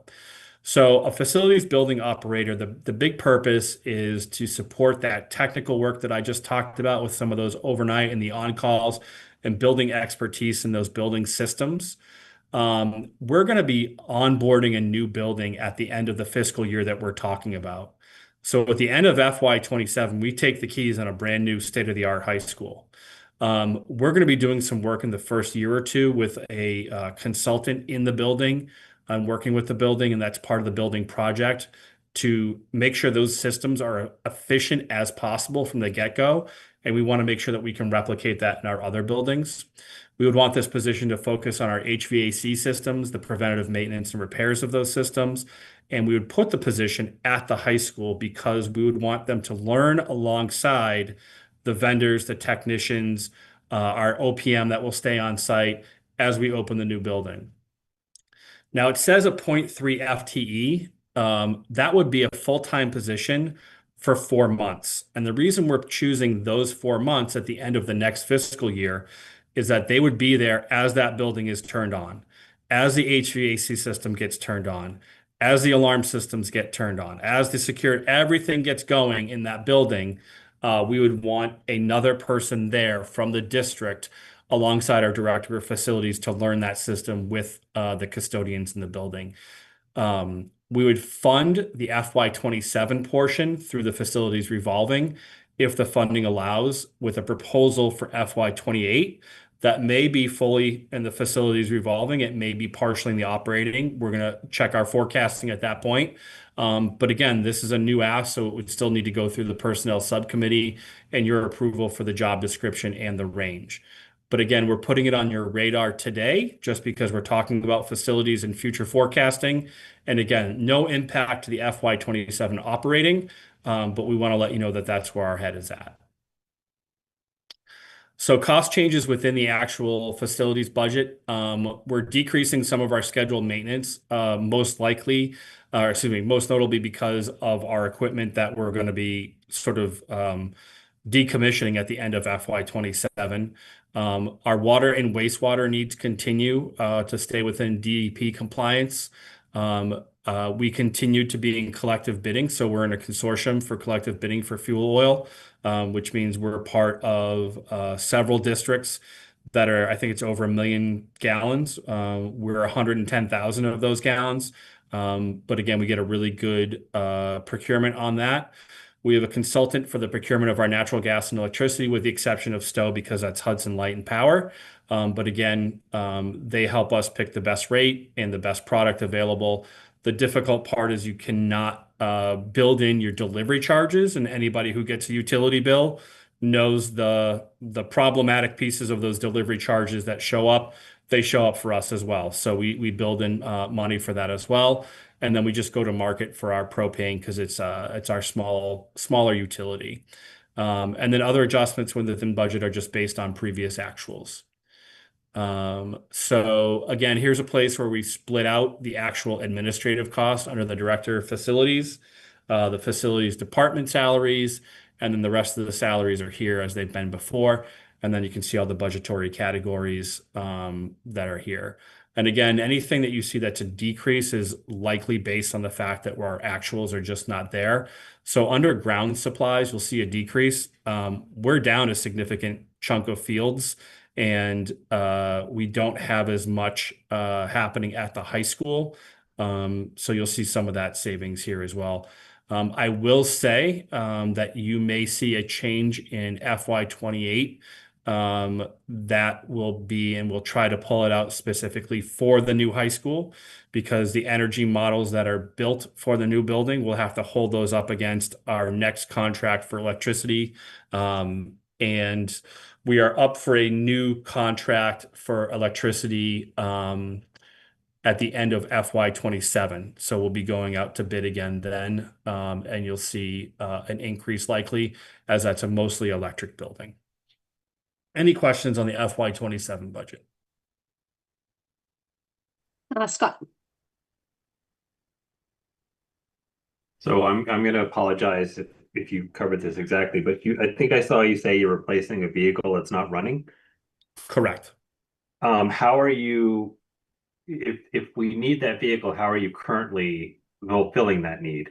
So we're not filling the need in a lot of instances, and other instances we have to try to share vehicles, and it just makes us less flexible and have less availability for other things. So it begs the question if we actually need to purchase a vehicle to fulfill our needs, or if there are other mechanisms like leasing or renting to potentially fulfill that. So it is a proposal for a lease, Mr. Powell, just like we did for our other van that we started a lease on this year. It's not for a full purchase. That helps keep the cost down and helps keep the vehicle new. I will look into usage, and I can certainly get back to you. Okay. And the other thing had to do with you were proposing bringing on a new facilities person at the end of next fiscal year to learn about the new systems, which I think you said is you're somehow absorbing that cost with existing funds, but presumably that's going to be a person that would stay on after fiscal 27. So is that a cost that you're setting us up to need to decide on next year, or what's the? Yeah, so the process would be again, we'd have to bring the job description forward. We'd have to bring the salary range forward because it would be non-rep. We would also need to have a conversation about, here's a solution for FY27 for costs by using the facilities revolving. What's the long-term plan? And deciding at that point, and you would have leverage in the FY28 budget as well as during FY27, where this is a proposal right now. We're giving you advance notice. We'll be talking more about it in the fall because we'd have to have all those things buttoned up before we post. I would not, and I can't speak for Superintendent Downing or Ms. Murdoch in HR, I would not expect that we would bring a position forward that we know does not have funding beyond FY27 and post and hire or try to do anything with it. It's letting you know that we're going to bring it forward and have no impact on the operating for FY27. So that's why you don't see a change in the FTEs in the facilities department. Okay, thank you. You're welcome. Shondor. About that new position, is some of the idea that it provides backup for the director of facilities if they're not around? Absolutely. Yeah, we need to be able to share those on-calls. With a new, as Superintendent Downing said, we're in contract negotiations and hope to have an announcement soon. Part of the entry work under my direction for the new director of facilities will be tracking off hours, calls, alerts, things like that, because now that I'm getting them, I'm seeing them in real time, and they're not infrequent. They happen. And we can work with flexibility of hours and sharing of that for sure. I mean, I do see this as a challenge, right? It's almost like a catch-22 because you would be training a ghost almost, where if we aren't able to pull that position on full time the following year, which is a pretty big ask, I imagine it's 80 to $100,000 more, maybe more. So like we would be putting a lot of energy into training this individual that we're not sure we would be able to keep full time. Yes, and I think to what I was saying to Mr. Powell is we would not hire if we felt like it, if we knew it was not funded beyond and into FY28. So what's the backup plan then? Would it just be the director of facilities? And then would it just be the director of facilities who would have to play that role? They're playing that role right now. That's what that position does right now. Yeah, it is. I will acknowledge, Madam Chair, that it is a conundrum that we're going to have to solve, which is why we're just signaling tonight that we're going to need to have these conversations. So we're not going to have answers to all those things this evening, but we need to vet these out clearly because we need that on-call response for all of our schools. We need the technical expertise that's going to come along with the high school. And so that is what we need. That is what we need to flush out. Okay. Any other questions? All right, seeing none, you could just keep going. Okay, without further ado, introduce our Assistant Superintendent of Teaching and Learning, Laura Friend. Thank you, Mr. Mulcairn, and thank you to the committee, and thank you to the chair. Just to begin, we are grateful for the support we received from the school committee and our larger school community. We are continuing to make steady progress towards school and district-wide priorities outlined in our strategic plan. We've made great growth and there's continued work to do. Of note, to help further support our work beyond the operating budget, as I know the committee is aware, since the spring of last year, Teaching and Learning has successfully secured 7 competitive grants totaling over $500,000 that have helped accelerate and support our work and the work of our strategic plan. And we would like to just recommit to Teaching and Learning, would like to recommit our commitment to maintaining our district strategic work and seeking out competitive grant opportunities to help support the operating budget. So with that said, I would like to move into our requests, and we have 3 slides here, and I'm going to provide a highlight of the Teaching and Learning requests, and I will certainly answer any questions on the other side of the slides. In terms of curriculum development, we are presenting a slight decrease in our requests from FY26. As the committee is aware, curriculum work is ongoing across all grade levels and content areas, and at the same time, the district's curriculum review schedule provides a focus through a cyclical 5-year process that prioritizes specific grade levels and disciplines each year. Priority areas for FY27 include curriculum development, continued curriculum development in grades 6 through 12, English Language Arts, World History, U.S. History 1 at the high school, and grade 10 mathematics, as well as a focus on curriculum-based assessment development at the high school level. In addition, we are looking to continue our work with the development of enrichment and extension tasks for learners who are ready for additional challenge. Next year, we will work with a specific focus on mathematics, K-8. This work on extension enrichment is currently being worked on with our instructional math coaches under the direction of our curriculum director, Candace McBurdy, and the request here is working to support resources for next year's implementation. All of this work, as it relates to extension and enrichment, supports our multi-tiered system of support in the wide spectrum of needs of learners that we're privileged to support. In terms of textbooks, the textbook line here is actually reflective of textbooks and student consumables. This line is seeing a slight increase in large part due to our 6 through 9 mathematics curriculum and student workbook need. This is the result of the conclusion of grant funding that supported the launch of the work this year with curriculum selection and initial implementation of our new math program. This FY27 request reflects the transition to sustaining the program through the operating budget. Moving on to foundational literacy materials, I would like to note to the committee and to our community that in grades pre-K through 3, the total for these requests is actually $33,000, but we're looking at an $18,000 offset by the anticipated PRISM 1 Early Literacy Continuation Grant. FY27 would mark the 3rd year of our 5-year PRISM grant. This reduces the impact on the operating budget while sustaining our work in early literacy and implementation and growth. And then finally, here we see a request for K-12 English learner instructional materials. This request here has actually been moved from the curriculum development line where it has resided in years past. It's more appropriately reflected in the textbook and instructional materials line as it really reflects curriculum materials and student consumables to support our English learners.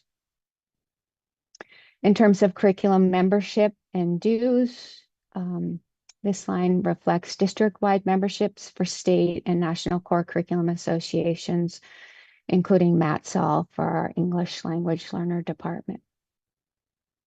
Next slide. The FY27 system-wide professional development request here sustains district-wide instructional priorities aligned to our strategic plan. As with textbooks and instructional materials, pre-K to 5 literacy professional development totaling $49,000 will be fully offset by the anticipated PRISM 1 Early Literacy Continuation Grant, while remaining funds will be directed toward core professional learning structures such as content and pedagogy focused training, mentoring, and our continued work at PLC coaching and consultancy, particularly with a lens on the high school. Next slide. Our FY27 instructional software request reflects the most notable increase within the teaching and learning budget and is driven primarily by the cost of the Renaissance Star Learning Suite. To provide some context here, Renaissance is the district's universal screening tool, assessing students' reading and mathematics skills 3 times a year through grade 10 in mathematics and through grade 8 in literacy. This tool assesses student reading and mathematics. Early literacy screening was adopted and it's mandated by state requirement by the Board of Elementary and Secondary Education that was initiated in 2022. In addition to assessment, the Renaissance Suite provides adaptive practice tools aligned to Massachusetts standards that work to support our MTSS system. So while PRISM grant funding has supported several of our instructional areas in FY26, it did not offset the cost of the Renaissance Universal Screener as anticipated. And I know Mr. Mulcairn is going to address this at the end of the teaching and learning presentation here. But as a result, the FY27 request reflects the full cost of sustaining this required system within the operating budget, along with continued investment in high-value curriculum-aligned instructional tools and some modest industry-wide price increases for instructional software. And then moving on to contracted services. The requests here include a request for funding to support our ongoing district equity and inclusion work, specifically professional development in line with our equity audit recommendations. Multilingual learner translations. This request here supports translation service and interpretation services for non-special education related translations, specifically interpretation services to support open house, parent-teacher conferences, and document translations. And then finally, we're seeing here a request for funding for our Open Architect data platform. This platform replaces an additional paid data feature, which was previously associated with Renaissance, that the district has transitioned away from. It is not reflected in the FY27 Renaissance request in instructional software. Open Architect is a far superior tool. It is an integrated dashboard system which integrates across our platforms and focuses on the student as a whole. It provides a stronger integrated view of a student, which includes assessments, student profile, attendance, MCAS, access, grades, and student growth data. And then moving on to staffing needs, unless the chair would like me to pause before moving on to the request for the reinstatement of the 1.0 curriculum director. No, I think that's quick, so you can Okay. just include that. So this staffing request asks respectfully for consideration of a reinstatement of the 1.0 curriculum director for ELA and social studies K-12. The scope of ELA and social studies under this position is broad and includes oversight and support of quite a bit. Early literacy implementation, writing and reading instruction, social studies and civics instruction, support of our district-wide literacy specialists, monitoring of universal screening patterns and trends. This work has taken on increased importance through our PRISM work and our PRISM funding with a heightened emphasis on literacy systems, coaching models, and data-informed practice. Without a dedicated director, there's a limit to the level of focus, structure, and coherence this work requires. In order to transition the current work being done to long-term instructional improvement and outcomes for students, we are requesting consideration for the reinstatement of this position. That concludes the Department of Teaching and Learning presentation of our requests. Thank you, Assistant Superintendent Friend. So you can see those cost changes reflected here in the teaching and learning budget. Notably, you'll see the inclusion of the reinstatement of the proposed Director of ELA and Social Studies. I'd also like to point out, so you'll see within the FY26 voted budget, does not include the cost of approximately $100,000 to cover the Renaissance assessment and platform that Assistant Superintendent Friend just spoke to. We'd anticipated that PRISM Early Literacy Grant being able to cover that when we budgeted in FY26, but due to the grant constraints, we would not be able to cover that in the teaching and learning budget. However, it can be covered within the tech budget because our technology department got a $100,000 earmark through the state this year that we'll be able to utilize. We're simply just adding that back in to the FY27 budget now that we know the restraints of the grant relative to purchases of that type. Any questions on the teaching and learning budget, Madam Chair? Let's have Jillian start us off. Hi there. I just had a quick question about the reinstatement of the curriculum director. So I take it from that wording that there was once this curriculum director, and I just wondered why the position was originally eliminated and sort of how long that position has ceased to exist. Thank you. I'll take that question, Ms. Rashuda. That position was reduced last year when we went through the budget and reduced 19 positions. And so as we pulled from each sector of the organization and each unit group, the unit A, the unit C, and the non-rep, where we reduced in the non-rep last year was in two places. One is that curriculum director. The second is that our administrators took a 0% increase plus whatever their benefit increase was. So they got that increase for the cost of their benefits, but took the zero there.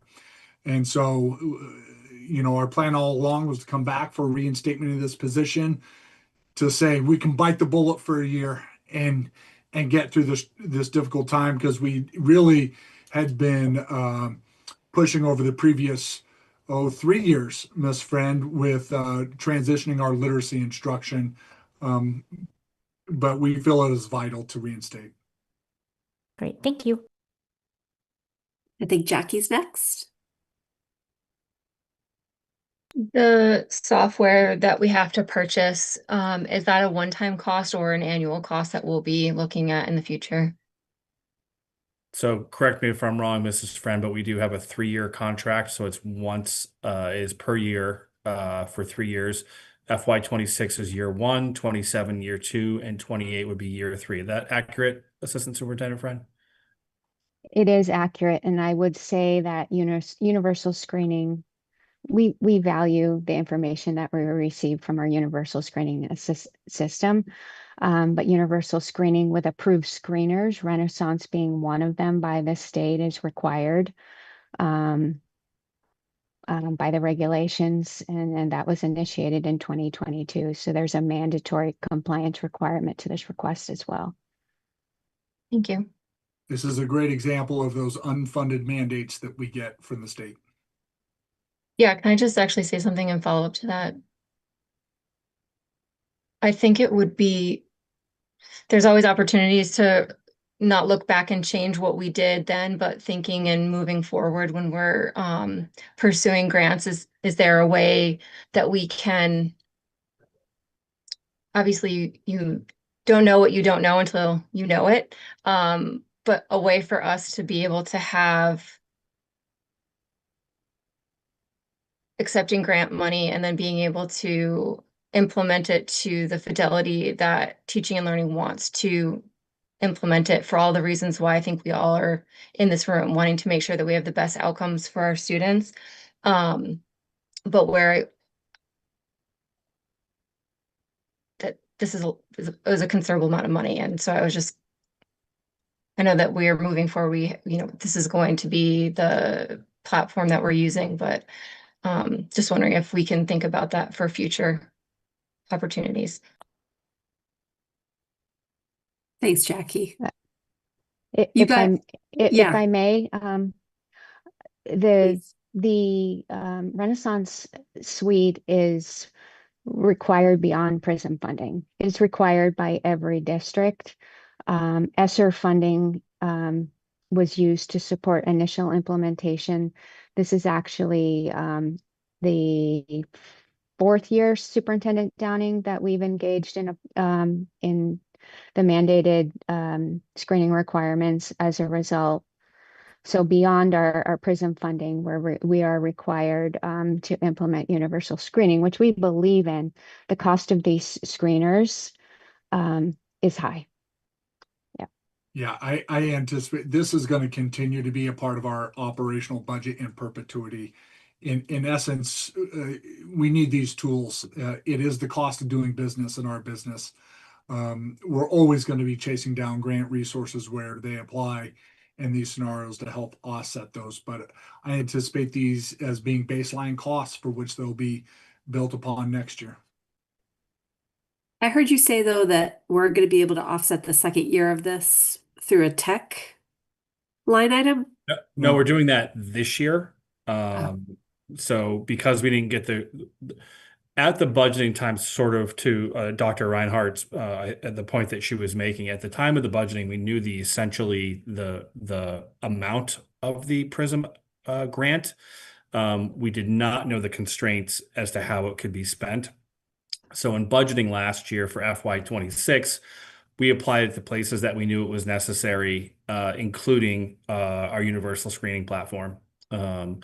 So when we found out that couldn't be done, we looked at what will need to happen. And obviously with $100,000 earmark coming in from the state for technology that we can use this year, we can move forward. And again, to Superintendent Downing's point, this will be part of the budget moving forward. It just happens to stand out because of the mechanism of the grant. Yep.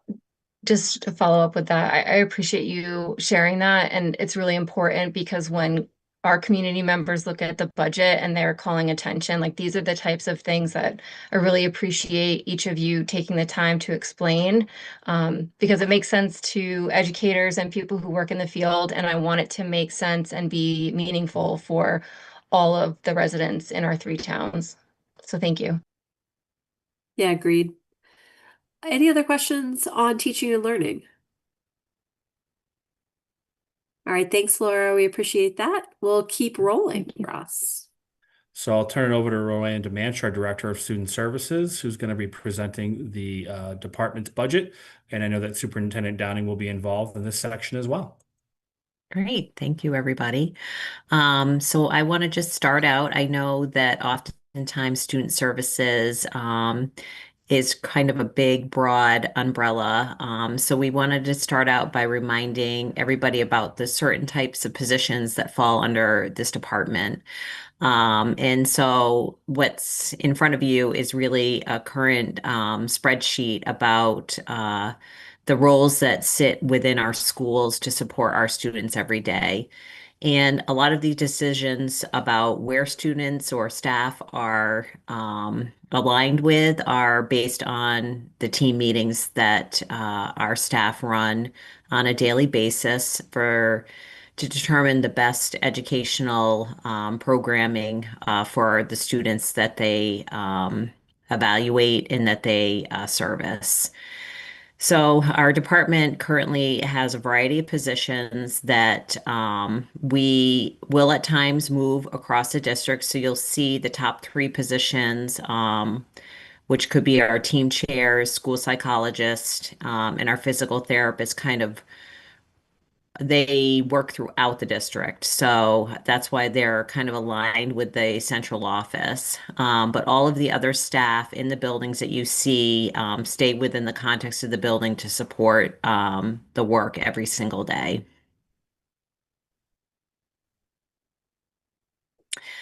So the proposed budget is, Forgive me, Ms. Yep. Mulcairn, can you go back to that slide? I just wanted to capitalize on an opportunity to circle back to Dr. Reinert's question when we talked about the school staffing.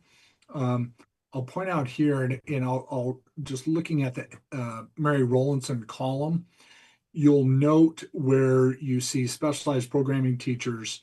These are teachers that are in those high needs programs. You'll also note an elevated number of instructional assistants at MRE, and it's because there are more people that are assigned to the students that have individualized programs that require that level of attention. So, Dr. Reiner, thank you for your question earlier. This gives us an opportunity to show how we're using our equity principles to match staffing with student need as opposed to just equal standards like class size.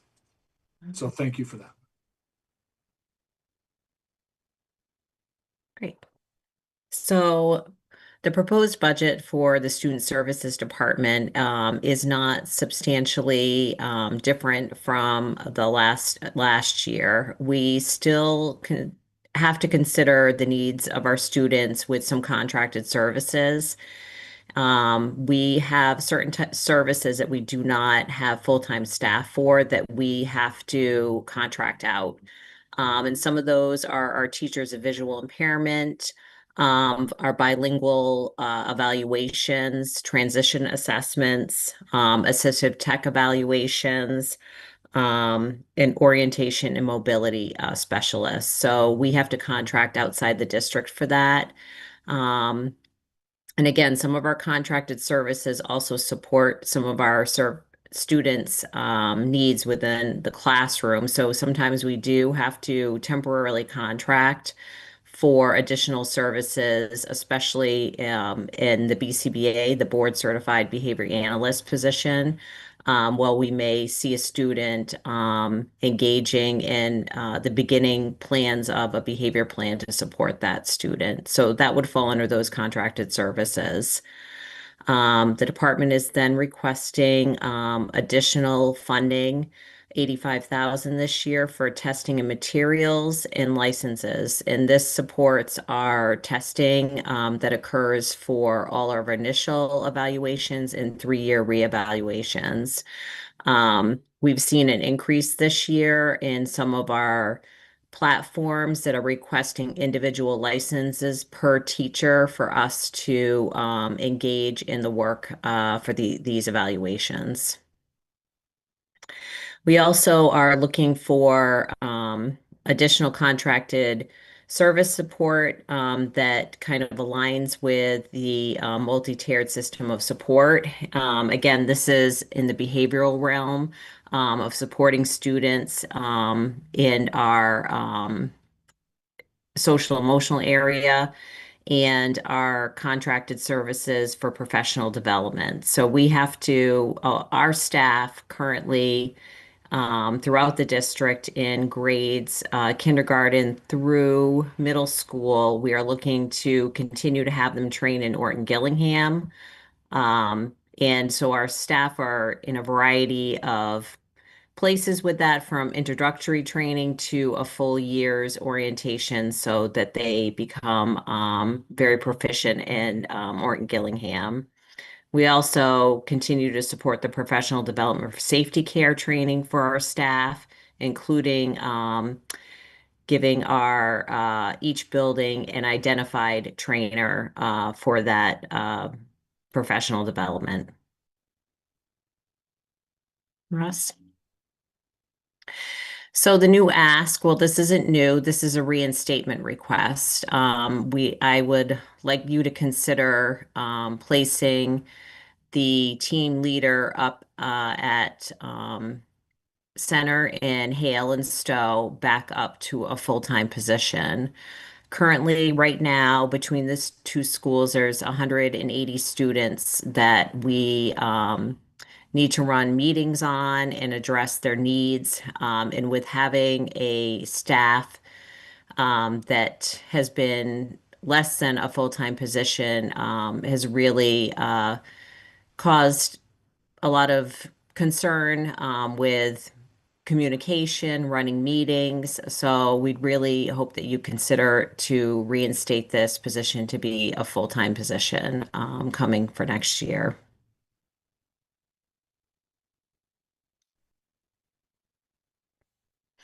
So, and then this is another big part of our budget, as we know.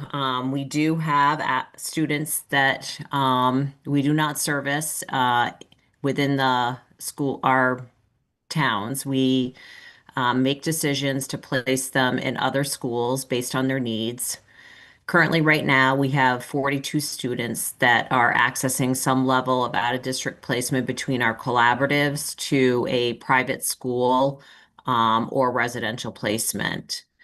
Since the beginning of the year, we've had 4 move-in placements that we will see the cost for next year. And the district currently has placed 5 students out this year. We always see a cost escalation. It's OSD is recommending a 3% increase unless the school, a private school, has made an individual request to increase further than the 3%. And then we also have our special education transportation. So this varies throughout the year depending on student needs. The decisions made at the team meeting, as it's a related service to support students. But currently in out of district, we run 17 routes, and out of those 17 routes, 5 of those routes have monitors. We have 1 wheelchair van, and we have 1 route that we have extra mileage. This year with our contract, they had a stipulation in the contract that there is an additional $5 increase over every past 30 miles. So we do get charged for that currently. And then our in-district route is, we currently run 14 routes, and we have 4 monitors with 2 wheelchair vans. And so that totals up to that $3,366,000 cost, and varies because of team meetings and students that may be placed out of district or move into the district. Mr. Manch, if I Yeah. might jump in on that slide. I just want to, we need to update this slide. The 17 out of district routes that you're seeing, these are the routes of which we are contracted with Cabs for Kids through the Aspet Valley Collaborative. We actually have 7 other routes that we run that are managed directly through our office. And so we'll include those on the table in the next iteration. Thank you. Yes. It doesn't change the dollar amount. That dollar amount is the base dollar amount for transportation. Yep. And I think Superintendent Downey's going to speak a little bit more about that on this slide as well. But we have seen an increase in our costs for out of district. So I'll let you talk about kind of what's been happening in that area. Superintendent Downing? Yes, thank you, Mr. Manch. So as we are looking at transportation for our out-of-district and in-district special education, we've brought forward to the committee the challenge of what these rising costs have been. We've engaged with our state leaders. Senator Kennedy has been in an active discussion with us for a couple of years on this. We have been working with Assabet Valley Collaborative on finding efficiencies for our routes. One of the reasons why we're seeing such an increase in this transportation is for the schools where our teams have settled on placement for students, we're not finding the ability to ride share with other districts. So we can't take advantage of the collaborative pricing in the way that we originally wanted. So we have been working with the collaborative. We also have consulted with council about the binding agreement of our transportation contract with Assabet Valley Collaborative. And just like we have an agreement for our students who might attend one of the programs, for instance, we have a couple of students in the REACH program,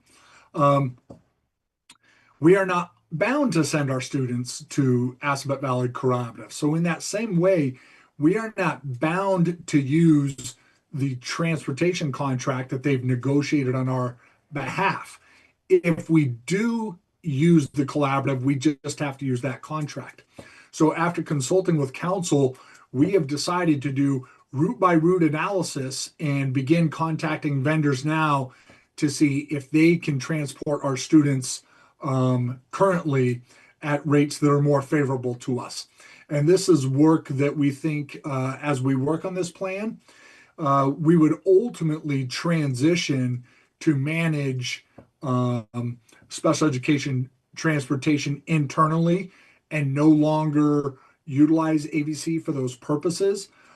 So that is a work in progress that we're currently building upon, and we will come back to update the committee on that progress at the February, Madam Chair, help me, 11th meeting. I think it's the February 11th meeting. We will come back to you with an update on progress for how we can look at reducing out of district and in district special education transportation costs. As I think we're seeing some opportunity to do that. We're just not, we don't have the detail to present that to you tonight, which is why we used AVC pricing to build the budget currently, because those are numbers that we do have available to us.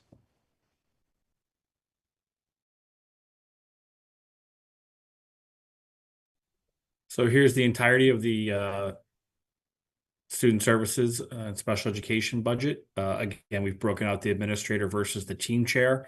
Those were combined in years past, but you can see the changes here. Also, one thing that I'll note is the transportation for McKinney-Vento. So that's students who fall under the McKinney-Vento Act. That transportation is managed by the Student Services Office. It was living in the system-wide budget. We have moved it in here because it is under Mrs. DeManch's purview. So just a note for the committee. So you'll see the costs here. You can see the increase in transportation. As Superintendent Downing said, we'll be bringing forward updates on that. The out-of-district transport or tuition, while it looks like it's going down, it's just a reminder that that's due to the number of student counts in those placements versus the actual cost per placement. So it's not like the placements are going down. It's just the students that are no longer in those placements. So at this point, I'll stop. Thanks, Ross. Just really quickly, are we using the McKinney-Vento money so that you need to double it? Yes. Oh, okay. Let's go over to Amy. And I'll just add in, Madam Chair, if I could, mostly that's subject to the fact that those students they're not on our regular transportation. They need that van or that smaller bus that might be, we try to cost show theirs with the other districts. But again, those transportation rates have gone up in tandem with the special education transportation. Yeah. Amy.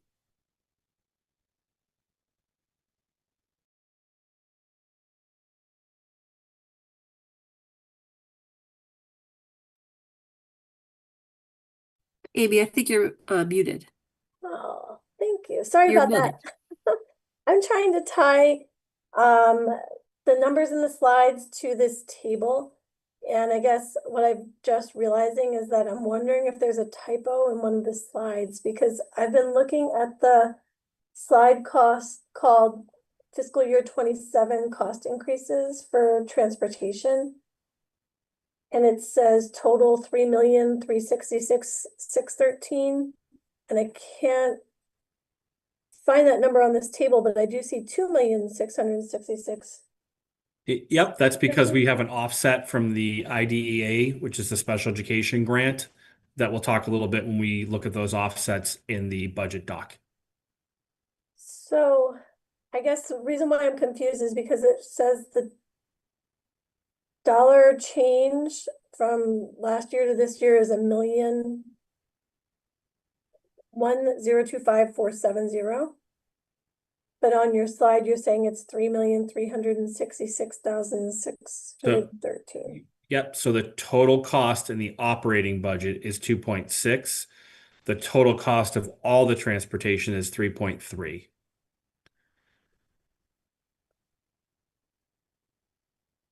Okay, and where are the other transportation lines other than the McKinney-Vento? There aren't any. It's the total amount is offset by $700,000 through the grant. Okay. I know this is just the workshop. I think that would be an important thing to point out on Absolutely. that slide so it's more clear, because that's a big number. And the other question I had was let's see, I have to go back to my notes here. The sped team chair line item, should that be chairs? Is that referring to sped team chairs at all the different schools for that dollar amount? And also can I guess we get an explanation on the 22% increase on that line item? Yep, so the 22% increase is because of the increased salaries of the people currently in those positions, as well as the additional 0.4 being back, excuse me, it's really a 1.0 because the FY26 budget did not have the addition of the 0.6 that we brought back in at the beginning of the school year, plus the 0.4 being asked. So the real change in personnel is a 1.0. And we'll see that when we go through the budget notebook Correct. at the end of the meeting. Salary tables. Yep. Okay, great, thank you. Jackie, are you asking about those same things? Because I have a follow-up to Amy. So just really quick, the 0.4 chair, you want to push the center school personnel to a full-time position. Is that commensurate with the other two towns? Yes, because So the other, yes, because if you recall, we pulled back a team chair position last year. Then once we were able to shift some things and adjust our strategy post budget, we hired a 0.6 team chair.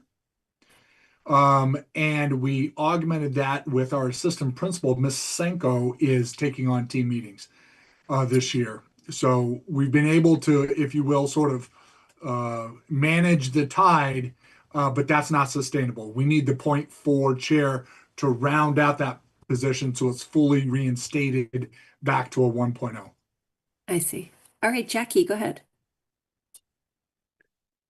So I wanted to point something out for anyone who's watching, but then also ask a follow-up question. I think it's phenomenal that we're going through the process of training people in evidence-based practices like Orton Gillingham for reading, or OG.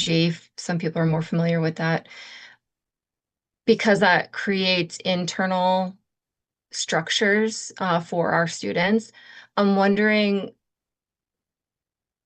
it's beyond the scope of this conversation, so it's something that maybe I can follow up with someone. I'm just thinking about staff retention for those people trained, knowing that it's a fairly significant process and it is very expensive. That once we have these amazingly trained educators, what are we then doing to keep them in the district?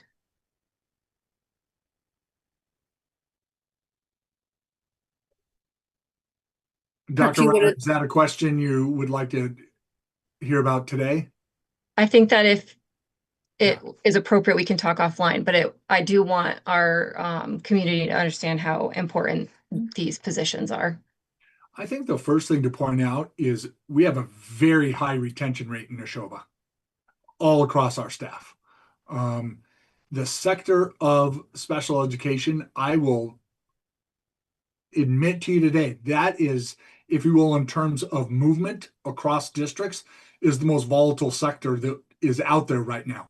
Every single school district has dealt with transition of special educators moving across districts, even mid-year. And so, in terms of our ability to retain those educators, they are Unit A employees, so there's nothing contractually we can do to retain those educators because of the negotiated agreement. And so what we work hard to do is provide them high quality training and the experience here in Nashoba that has proven to retain employees over time. I see Jillian's hand. Unmute myself. I had a question about the out of district tuition. And again, this is likely revealing just my own naivete as a new member and someone who's never worked in primary or secondary ed. But how are these out of district placements determined? And I also wondered, is there ever a point at which these placements have sort of served a purpose and maybe the students return to Nashoba? And what is that process like? It's just such a huge line item. I was wondering about the mechanics. I'll take that one on. So when we determine a student is required more or a higher level of service, it's a very intensive process that all of our teams have to go through. It includes an additional evaluation cycle, a lot of discussions, and a lot of implementation of a lot of other strategies in the schools. And that's why you see a lot of money in the contracted services. We do our best to support students within our school district at their school. But there reaches a time sometimes where students just need a more intensive program. We always start with the least restrictive model, which is our collaboratives. We're part of the Assabet Valley Collaborative, but we also have other local collaboratives. And so we base those referrals on the presenting student because every collaborative has different types of programming. So we base that referral on what they service for programs and what we feel like the student could be successful in a least restrictive environment. If a collaborative is not going to help service a student, then we start to seek out a private school, special education school, and our obligation is to start with all of our schools that are approved through the Department of Education in Massachusetts. And they have a list of those schools. The state dictates the rates for those schools and the tuitions. And so we have no control over that. Once we make a decision, we're obligated to that tuition. Those private schools also can seek increases whenever they choose throughout the course of a school year. If they have increased in needs, they can seek out that increase through the state. Our collaboratives, their rates and tuitions are set by their board, who are often controlled by the superintendents of that collaborative. And so they have a voting board that sets the tuition rates. But once we make a decision and we have to commit to sending a student out of district and we choose a school, the parents get the option to visit those schools and see them. And then once the decision is made, we sign a contract with that school and are obligated to that tuition rate. So there's a variety, and sometimes you see, like Ross had said, it looks like there's a slight decrease, but at any point we could have a student move in from another city or town that has an IEP with an out-of-district placement. And when that happens, we're obligated to follow that IEP. So that cost is so variable because it could increase in a very short period of time. But you, Rowan, have seen kids come back to Nashoba after Yes. out-of-district placements. Yes, thank you for reminding me that. Even when they're out of district, we have an out of district team chair that has meetings every single year. So that process is looked at annually. We want our students back in our district. We have frequent meetings to take a look at who is an out-of-district placement. Could we potentially program in district for that? And so yes, it's always a consideration during their annual review. That's super helpful. Thank you. Yep. Amy. Yeah, just very quickly, I'm very curious to see where the exploration of first I want to say I'm thankful that we looked into our contract with the Assabet Valley with the contracted transportation services, and that there's now some ability to see if we can shop the transportation costs a little bit more. I think that that's really important work that needs to be done, considering that the increase, at least on this table from year over year, is $1 million, and that this line item was such a topic of discussion last year that was a budget driver. So thank you for identifying that as an area where we might get some cost savings.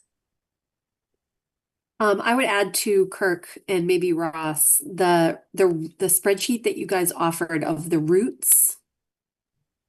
It shows an increase, but I don't know that I've ever seen this from previous years. So it's saying that this is like 17 routes, but I think you said it's actually more like 22 or 24. Yeah, we are running 7 routes in district already. So to give you a sense that under our current model and where students need to go out of district this year, we're running 16 vans through Cap for Kids through AVC. Next year it would need to be 17 vans. Remember, if we ride share with a van with a district and say that district student moves out and we're the one left on the van, you got to pay the full cost of the van at that point. So that's some of the complexities that just hasn't worked out. So yes, this is something we want to bring some more. We're going to bring you more detail to this at the February meeting so you can get a full scope of it. Yeah, because I mean, this is a gigantic increase, right? 62% increase on sped transportation again. Yeah, and so for instance, when you have students that move in post-budget that you're obligated to for your transportation, as we did last year, you wouldn't see that in the $1.6 million from last year. Because you got to, and you have to pick that up. There's no option to do that. So that's where some of those, that's why the sped transportation and sped tuition lines are 2 of the most volatile lines in the budget for those reasons. And didn't you say last year that the legislature came in at the highest rate in a long time to reimburse us for transportation? Yes, and they did that also.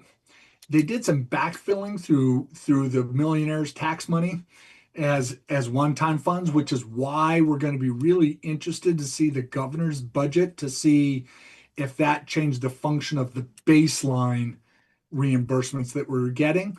The actual rate that we got this year on reimbursement for transportation did not actualize at the promised 75% rate. Mr. Manch, do you recall the number offhand of the reimbursement rate we ultimately got for this year? I believe it was closer to around 72. Yeah. I remember being at less than that, but we'll bring that to I'll figure, yeah. Yeah, so yeah, the next time around, maybe even more granular detail on this item, because I think it might amount to the largest increase in all of these lines. Right. So, Madam Chair, I just want to reiterate for the committee and the public we brought this forward to you for the purpose of showing if we use just fixed pricing models the way we have them today, the cost that you saw on the previous slide would be the $3.3 million. With the $700,000 offset due to the grant, it's $2.6 million on the operation budget. And we're painting a picture of the work that we're doing, which is why we're going to give you a more detailed explanation at the February 11th meeting on this sector as we dig into that. So what we're painting for you tonight in the workshop is like, what's the worst case scenario? And that's what you're seeing, and we're going to work our way back from that. Amy? Yeah, just before we end this discussion, I'm just wondering if the slide is supposed to say in that increase. I think maybe that's part of the confusion. The fiscal year 27 cost increases. I think it's just the fiscal year 27 cost. I don't see a slide number, but the one that's showing the transportation summary, could you just check that for the next Are version you of talking this? about the previous slide or the slide that's on the screen right now? The previous slide. I think it's a previous slide. Mr. Mulcairn, will you go to the previous slide, please? Mr. Mulcairn? Go to the table. This one. Oh, Yeah, the next one. back to This the table. Yeah. Yeah, so I understand what you're saying. Just explain total cost, and then we'll add the line of what the grant offset is, and then show what the operational cost to the budget is. Yes. And maybe clarify what's an increase versus what's just the budget for this year. I think that's part of it. So Yeah, because if you interpret this chart to think, oh, there's 17 additional routes from last year. Like this chart is confusing me. I like it. It has enormous potential, but it's saying cost increases, but it's giving me route numbers. Yeah. I don't know what last year's route numbers were to Yeah, understand. so if it says FY27 cost, that's different than cost increases. yes. We hear you. We'll just fix that title, no problem. Okay, thank you. And I do want to share, I looked it up. Last year, circuit breaker reimbursement was 61%. 61. Oh, wow. Just to belabor this a minute, the number of routes, I know that we have had people want to understand this better. The number of routes last year versus the number of routes this year, that is part of the increase. But there's also an increase that's because of inflation, right? And them just raising their costs. And so I think that we need to call those two separate things out so that people can fully understand. Part of this is because we're transporting more kids. Part of this is because they're just increasing their prices. There you go. That's right. Okay. All right. So she has been so patient and maybe we should keep going, Ross. At this point, I would like to introduce our technology manager, Sue Chi, who I'm sure has more than read the room and will be brief. Thank you, Ross. Go ahead. Yeah, thank you, Ross, and good evening, everybody. So the tech budget is quite straightforward. There are three major parts. It's contracted services, hardware, and software. So for the contracted services, the big items are Comcast and also firewall cost. So the district has been using Comcast fiber to connect all buildings and also provide internet access for all buildings for quite some years. So right now we're on a 3-year lease. The current lease will end the same time as the new high school come on board. So we got negotiate a new like a 3-year lease at that time. So we might see some increase, but we will try our best to get the best price. The second part is the firewall. So we have one single firewall protect the whole district. And also protect all our internal network, including like access and also all equipment. So that is for the contracted services. Then for the software part, there are 3 major operations. So first one is a school operation. So software like the Microsoft Office and also Google Apps, for education. and the student information system like Preschool. Those are covered under that. Second part is for the business operation, like the budget sense, like the accounting and the finance software, and also for HR, like the mandatory training, like ArcX is a kind of a training for all the stuff, and also for the visitor management, meaning like when people visit our schools, they have to present ID. We check their background, make sure they're safe to access our buildings. So the last one is also the last like a category for software is technology operation, which is a software we use to manage all the network, manage all the laptop, desktop, the software for that kind of thing. Then the last one is the hardware. So the hardware purchase cover both the backend, the server networking equipment, and also the front end, like an end user device, like Chromebook, laptop. So these three are the major categories for the tech budget. Next slide, please. So we do see some increase. For the software increase, on average, the software license increase 5 to 10% each year. It's a very steady pattern, we see in the past years, same as this year. So average, like, I think we increased 6 to 7% this year. Then the hardware increase, we see quite a bit increase for hardware. I think everybody is aware because of tariff, that's number one. And also because of the recent, the AI, this industry, there's a high demand for all this chipset, and that really drives the price up a lot. So based on the number we got as of last month, we see 27% increase already. That including the cost for laptop, Chromebooks, and all the vendors I contact with already mentioned, like, so nobody really knows in 6 months, that's when we normally purchase new hardware, what the real cost will be. But it's kind of where we are now. Thank you, Chi. So Chi's already sort of done my work here for me. Again, the major increase here is the hardware due to the increased cost on chipsets for, market demand, as well as those tariffs that we're seeing from overseas. Any questions on the tech budget for Sue Chi? I'm not seeing any hands. All right, looks like we can keep going. Thank you so much, Chi. So I will put on my athletic director hat as well. Our athletic director, who is currently at a wrestling meet this evening. So she's provided her slides. So no major changes in the athletic department. Obviously the strategic plan connections, not only does Tanya do a great job, but our coaches and our student athletes are obviously amazing, and our participation is so high at the high school and within our middle schools. We do have our fee increases that are set by the Interscholastic Athletic Association for Massachusetts, and with contractual transportation increases because we utilize our D-bus contract for our athletic buses as well. So just looking at the changes here, just again to point out that the athletic transportation has gone up, but you'll see Ms. Cohen when we walk through, there's offsets to this as well. So the actual cost is a little higher, but we offset some of the transportation through use of those student athletic fees that come in. So any questions on the athletic budget? I am not seeing any questions. Great.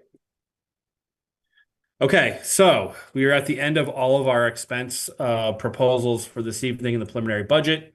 So highlighted in yellow, you can see the operating budget as proposed this evening at 74.9 million. That includes everything that you've seen this evening with our debt broken out as well. So our operating cost increase is just under 7% at 6.99%. I'm going to do a quick screen swap here, so you'll just have to give me a minute. I will fill the time, Ross, by just making sure that my committee is okay hanging out after 9 p.m. Can I just get a thumbs up if you can give us about 10 or 15 more minutes? Everybody's on board. Very excited for your finale, Ross.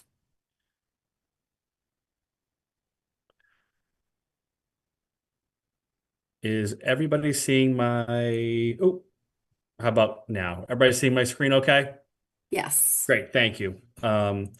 So what I've done is I've just opened up the PDF of the budget workbook that you all received and is also posted on our website. So it begins with the executive summary. So each section of the budget, as we reviewed it this evening, is broken down as well. It just happened to start, it happens to start with the departments versus the schools, but it breaks down the exact same way that you saw this evening for each one of our departments within the executive summary. When you get to the end of the executive summary, bear with me, I'm trying to get anybody any motion sickness here, but you'll see the overall budget broken out here. Near the bottom, you see the debt service. We had a slide on debt service. It was presented last month. There's no major change on debt service because we're not taking any on any new debt next year.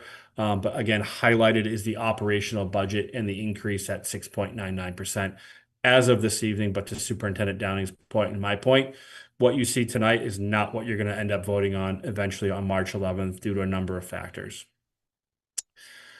Every year we break it down by salary versus non-salary. So you can see that by each department here.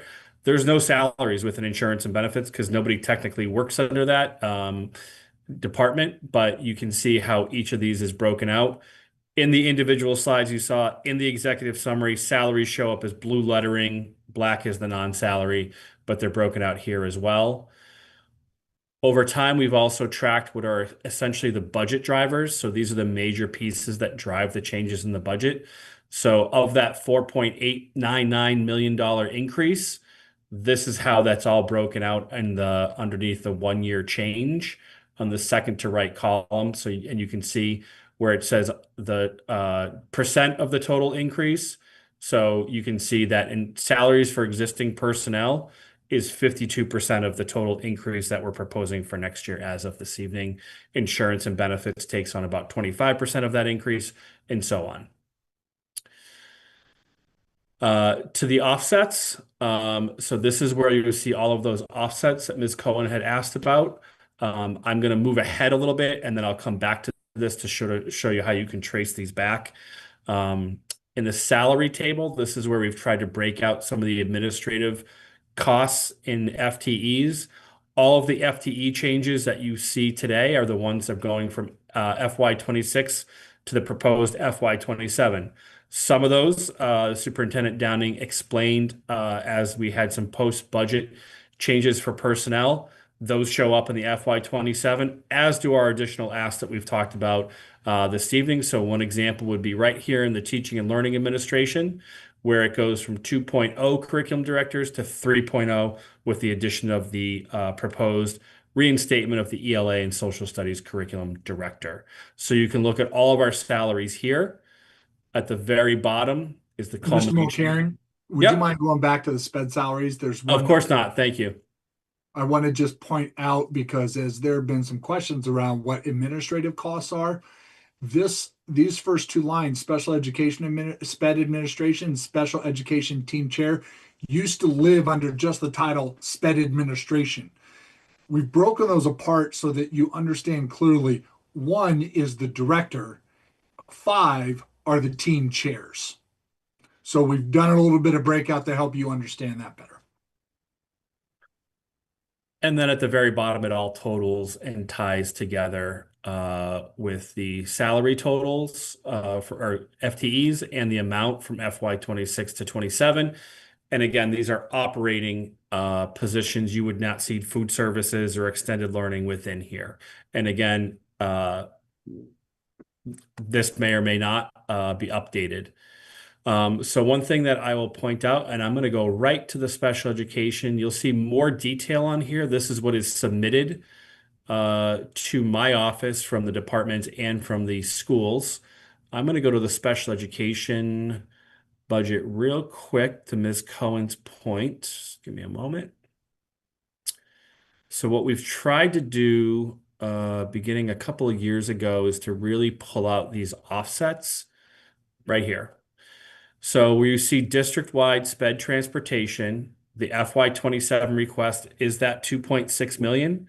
In the right full column, you'll see it's 3.36 million with a budget reduced by a $700,000 offset. If I go back up to the offset page, you'll see in that last almost column, that IDA grant, $700,000 offset.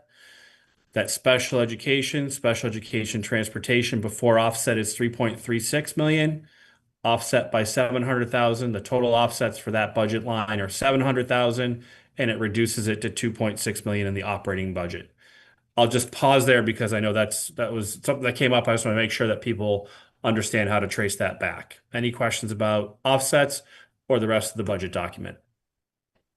I would love it. And does this make sense from your perspective, Ross? If down lower in the special ed line item, could you say offset $700,000 IDEA grant?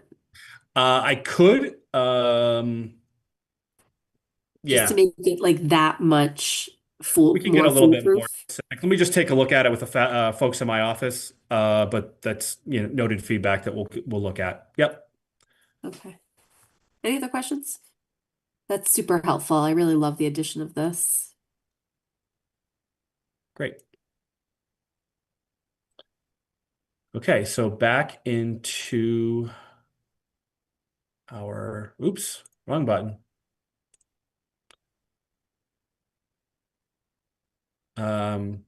So at the next meeting, we'll take a look at the portions of the budget workbook that have revenue and assessment once we have that information.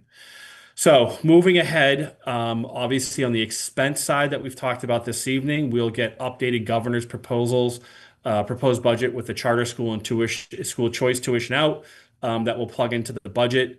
Again, we've talked quite a bit about insurance and benefits, and we'll continue to update you on the range and then the final rates for the district and any new proposals that are accepted through the Insurance Advisory Committee as we receive potential changes back from our broker of record that's working to shop that for us. On the revenue and assessment end, for the budget ahead, again, we'll get our Chapter 70, our regional transportation reimbursement, our charter school reimbursement, which all show up on the revenue side. We'll update our foundation enrollment, which per the regional agreement dictates their 5-year rolling average that's used for assessment. And we'll update the minimum local contributions as those are shared from the state as well. That's the mandatory piece that each town has to pay, which the other assessment is added onto when they get their full assessment. I'll continue to update budget and warrant on the excess and deficiency certification. You will need a full certification of that to be appropriated or under consideration for appropriation in the FY27 budget as a revenue source. And I know that we'll talk a great deal about that moving forward. I just want to talk a little bit about some federal forecasting. So last year during the FY26 budgeting process, we had a lot of questions about the federal budget being tailored or skinnied, as it were. And as I reminded people then that the FY26 federal budget is an FY27 state budget. So we will see in FY27 impacts of that.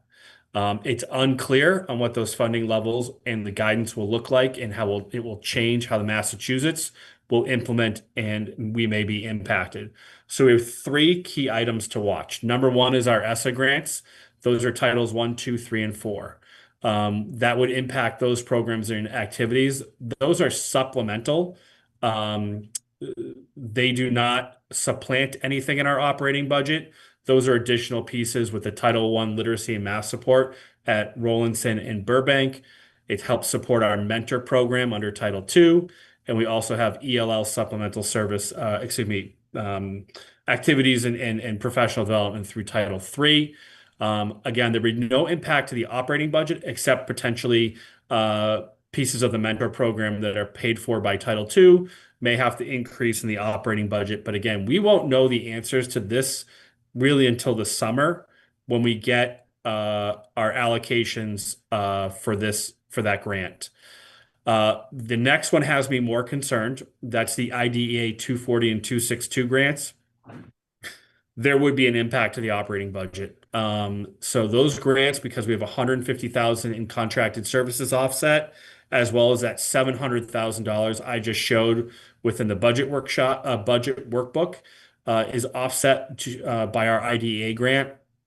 If our IDA grant is impacted, we would have to find a way to cover those expenses within the operating budget and or have a conversation about the use of excess and deficiency in the future. And the last piece is Medicaid. That's a revenue source. We're just going to keep an eye on it. That's a federal program, obviously. We've seen some good reimbursement on that over time. I don't have any indication as of yet. We've been relatively steady, but we'll certainly get forecasting from our consultant on that, who helps prepare our Medicaid submittals. But it's just something to keep an eye on because of our use of that as a revenue. And then lastly, just our budget timeline is always reviewed at the end of each budget meeting. So on the left-hand side, well, really in yellow, you see everything that's going to happen moving forward now that we've checked off the budget workshop. On the left-hand side, I've just summarized the school committee steps with our 4 budget updates, your budget hearing on March 4th, and your vote on March 11th. And then working with our member towns is just our ongoing communication. We'll have our joint advisory and FinCom meeting on the 24th with those boards. And then we'll present at town meetings in May for each one of our member towns. So we did it, 9:11 in the evening. That concludes. I can take any questions on those last few slides, Madam Chair, and if Superintendent Downing has any closing words for this evening. No, thank you very much for allowing us to present this budget. Any questions from the committee? Questions or requests even? Obviously that was a lot to take in, everybody. So if you if something comes to you, you can certainly funnel all of those things to me and I will put them together for Kirk and his team. I think I saw Jackie's hand. But yeah, I was just thinking about I forgot what they called it, tri-town meeting, or yeah. There was so this is more of a question. Was there, my understanding leaving that meeting was that there would be some kind of opportunity for follow-up between FinCom, our select board, and elected school committee members. Would that be for next year's budgeting process only? I think the proposal that was laid out at that meeting, and I don't want to get too far into this, but maybe it's under next steps, was just kind of making that more institutionalized. And there was a suggestion that that should pick up in October. But for this budget season, I don't think that's going to be redone. However, on Ross's timeline and by the regional agreement, there is a meeting that is set up between the FinCom / advisory committee. And those are the entities that advise the town meetings on the budget. And that's why our superintendent will avail himself to those groups to kind of keep them apprised and have two-way communication. Thank you. Amy? Yeah, just really quick. The last point that Ross was making, there was I think it's slide 18 out of 56 that showed the breakdown of the district operating budget salary summary with the FTEs. Could you just clarify for me the first line that's the administration salaries? It's showing 3.5 full-time equivalent positions, and it lists 1 superintendent, 2 assistant superintendents, and then 0.6 CO. Is that communication specialist? Is that what that's? Yes. It got cut off, Ms. Cohen.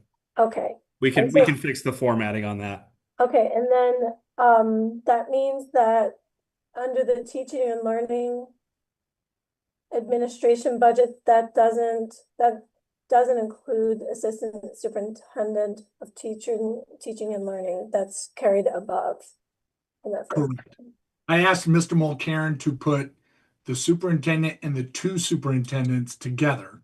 Yeah. As we are the executive board for the district, and to include the communication specialist, as Ms. Hannigan works directly out of the superintendent's office and the assistant superintendent's office. Okay, Thank you for clarifying that. I know it's late night and that's all. The other 0.4 for Miss Hannigan is at the high school? Yeah, that's the Innovation Pathways Coordinator side of her job. Or is that under And Laura? it's not expressed in the operational budget because that element of the salary is offset by the Innovation Pathways grant. Got it. Scott. Thank you. So it's past my bedtime, so I'm not interested in getting into the details of the budget at this point. But when will we have an opportunity to give our thoughts and feedback about our priorities for the budget? Can you give me an example? Well, just in terms of, where we would like the budget to come in and, what areas we might be more willing to give up or what areas, we have a high priority in keeping. So, I mean, if we did none of the increases that the administration is asking for, we're looking at about a 4.5% budget increase just from insurance, salary, and healthcare cost increases. So, it doesn't give us a lot of room to maneuver. And so when are we going to be able to have that debate? So I think that what we've done tonight is not provide the other side of the balance sheet. And so that 4% is actually still out of context, I think, Ross. Right? Because without understanding all of the revenue, we don't actually have a clear picture of what the increase is yet. Well, for expressed cost and expense only, Mr. Powell is accurate. I'm sure within pennies on the dollar here. What you're, I believe, alluding to, Madam Chair, would be the assessment.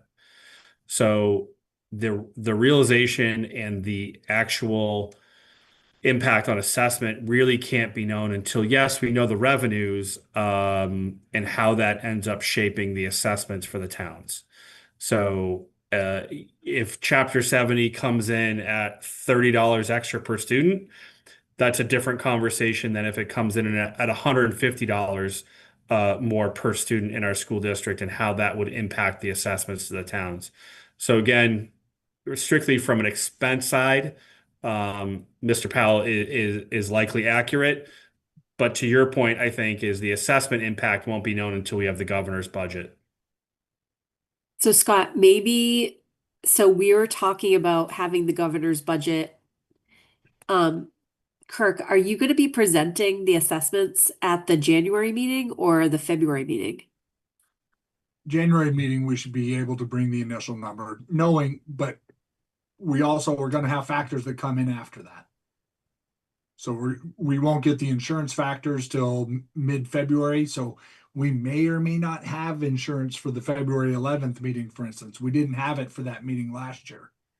So this is where we're in the woogie time of year of getting all those variables in. So maybe at that January meeting, Scott, when we see a clearer picture, we could also have an agenda item where members are able to weigh in on things they would like, because we can put a gigantic budget to the towns, or we can work together to trim without cutting programming. And so would that suffice at that January meeting to have a discussion then on priorities, et cetera? Yeah, I mean, that will be a good time to have that. As long as we're having it sometime before we get to the budget vote in March, then we're good. But I think for the administration's purposes, probably the sooner we get that feedback, the better for them as far as working through the priorities and how to execute them. But so, yeah, that would be great. I think I would add into that is I don't see where we're going to have one conversation about what priorities are. We're going to be talking about priorities at the January meeting.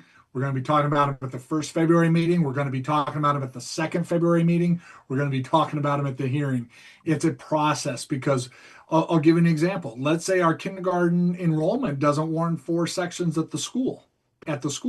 That's going to be a significant drop in salary. So, there are some factors that will play out. But I think we just begin to have those conversations each meeting. All right.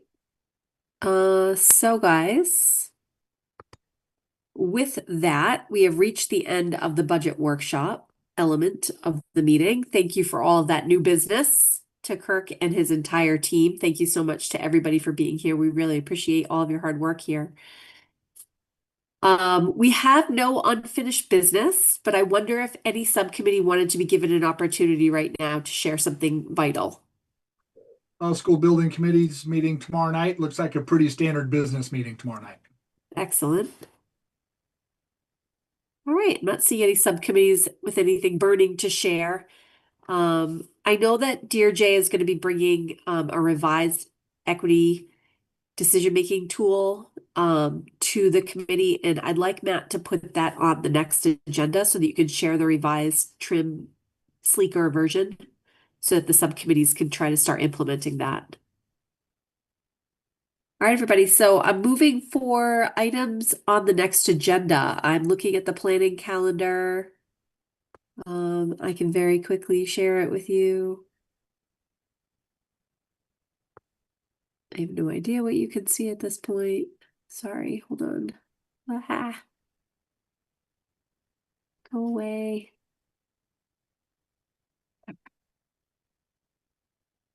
So January 28th, you guys can see what we have here. So we'll be having an executive session that will dovetail with the budgetary conversation as well. Anything that anybody wants clarity on or anything to be added?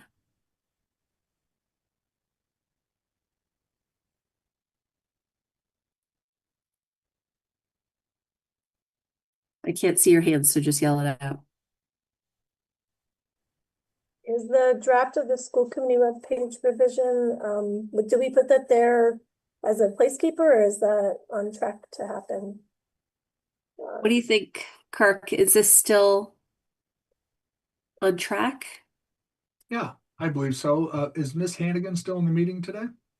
Yep, I'm still here and we're on track to be able to bring it to the January 28th meeting. Awesome. Thanks for hanging out till the bitter end of this. And Madam Anything Chair, else?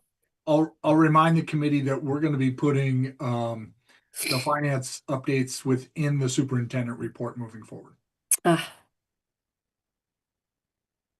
So where we have them, we'll include them there. And Great. then anything else goes in the consent agenda. Great. All right, I'm going to stop sharing. And is there anything else anybody wanted to add? I'm seeing none. Thank you so much, everybody, for hanging in here. I'm going to move to adjourn. Do I have a second? Second. Very good, Jackie. Let's take the roll. I vote yes. Jackie? Yes. Scott? Yes. Robin? Yes. John? Yes. Sharon? Yes. Amy? Yes. Matt? Shondor? Yes. Jillian? Yes. Lindsay? Yes. I think I got everybody. You jumped a little. All right, guys.